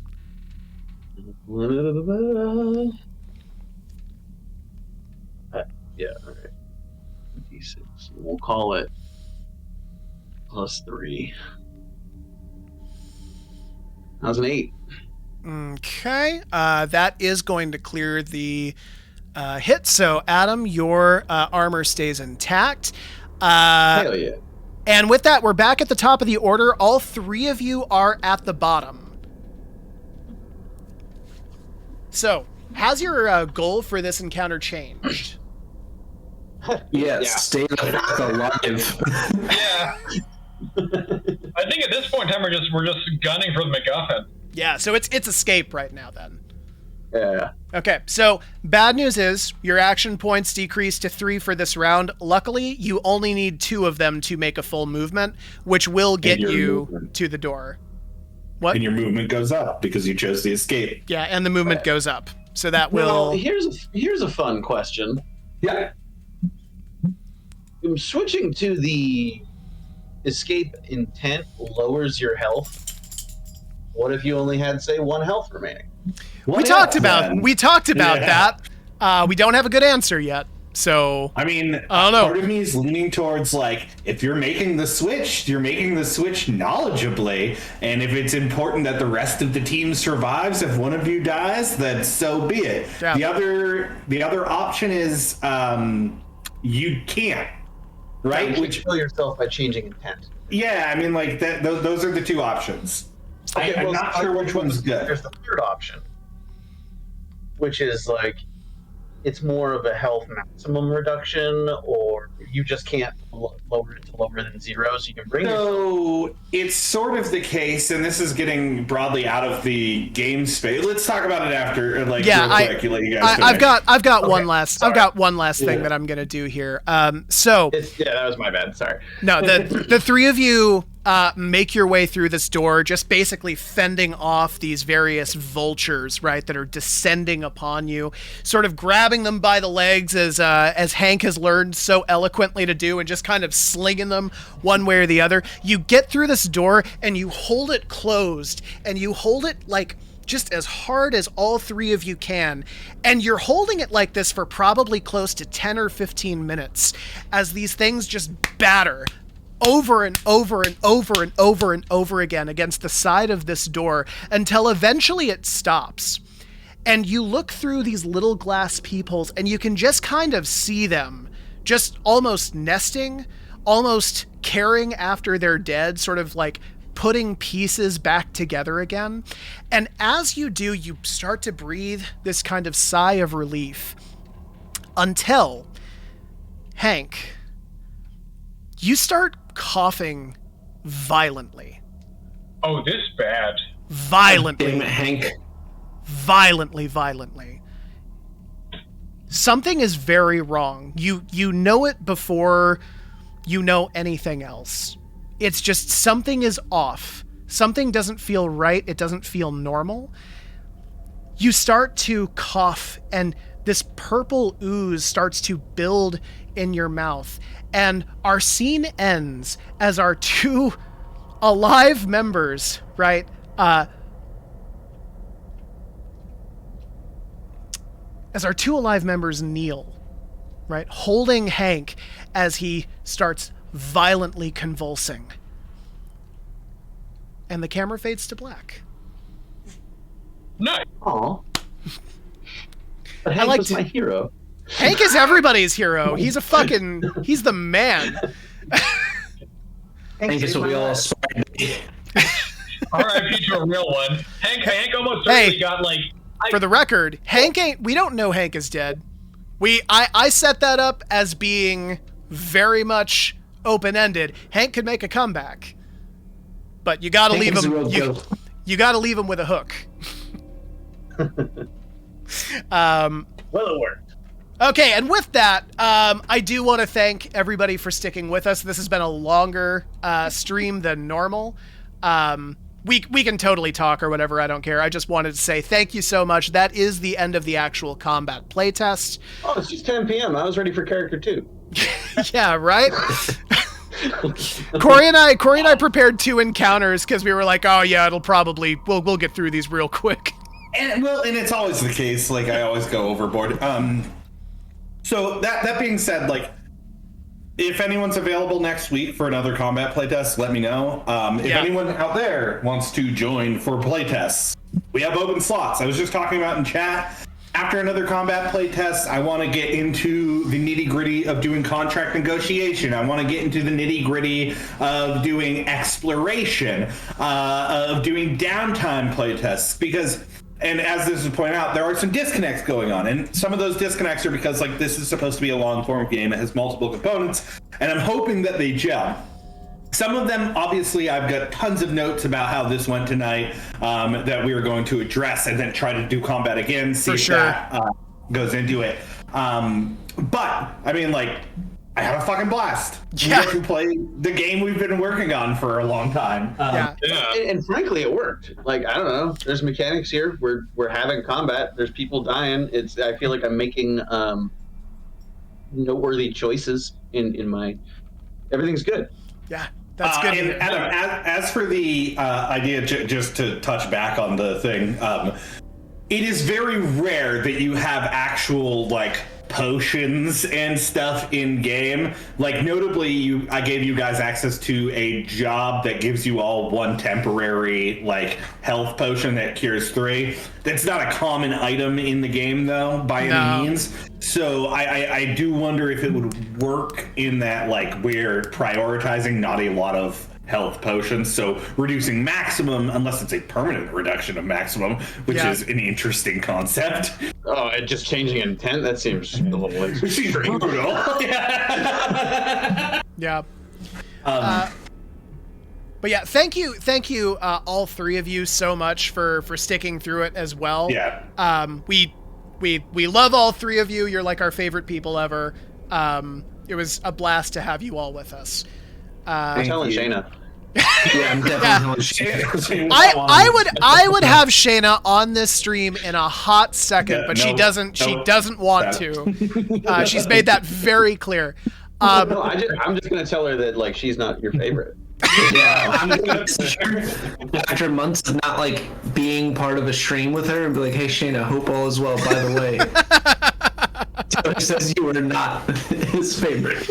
I'll tell it to her face. I know her response, so He's not my favorite either. Seems fine. Yeah. Yep, that's it. That's 1,000% it. I did want to give the 3 of you the floor. I don't know if I know, Nick, you have a couple of projects that you're working on.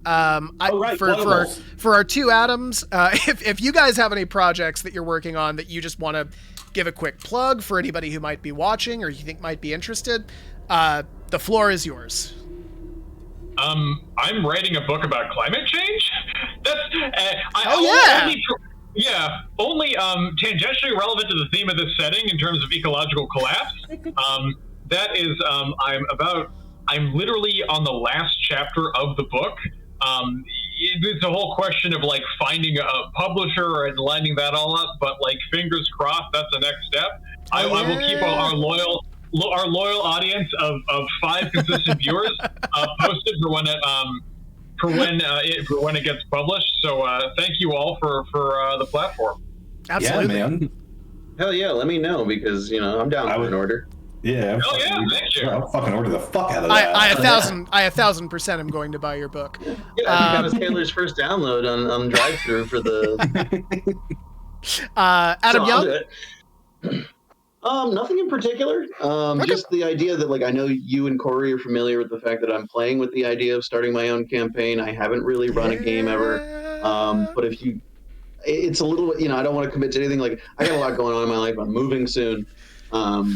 But the idea of if I play test this enough and get comfortable with it, and you guys want to like set up like a one shot or like a week or something, or like maybe like 2 or 3 sessions, I'd happily run that for you. You have any idea how quick of a yes that is? Yeah. Do I want to play the game that I've been? Yes. The answer is yes. Shut up and take my money. And Nick. Yeah, our hands on. What? I'm sorry, you guys keep counting in and out. Sorry, Nick. Do you have any projects or anything going on that you want to plug? Field Guide to the Mortally Unknown will be officially live on March 1st. I just finished recording episode 20.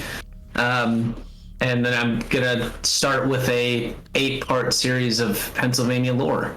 And I'm really stoked on it. So I've gotten to listen to the first episode of this. I'm currently working. I promise, Nick, I am working on your theme song. It's a very exciting project, and I'm really excited to see it go live. Thank you very much. Thank you. Really All cool. right. Well, that being said, everyone, thank you again so much for tuning into the Terramundi stream. We look forward to seeing you. Oh, yeah, Corey?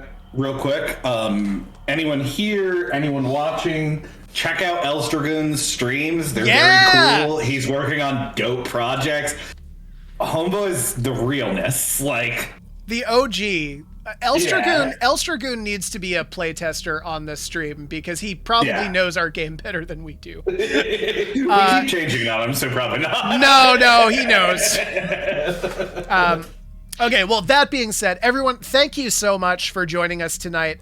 We will be back next week, either with modifications to playtesting or another playtest, depending on if people are available. But thank you again so much. Bye! Bye!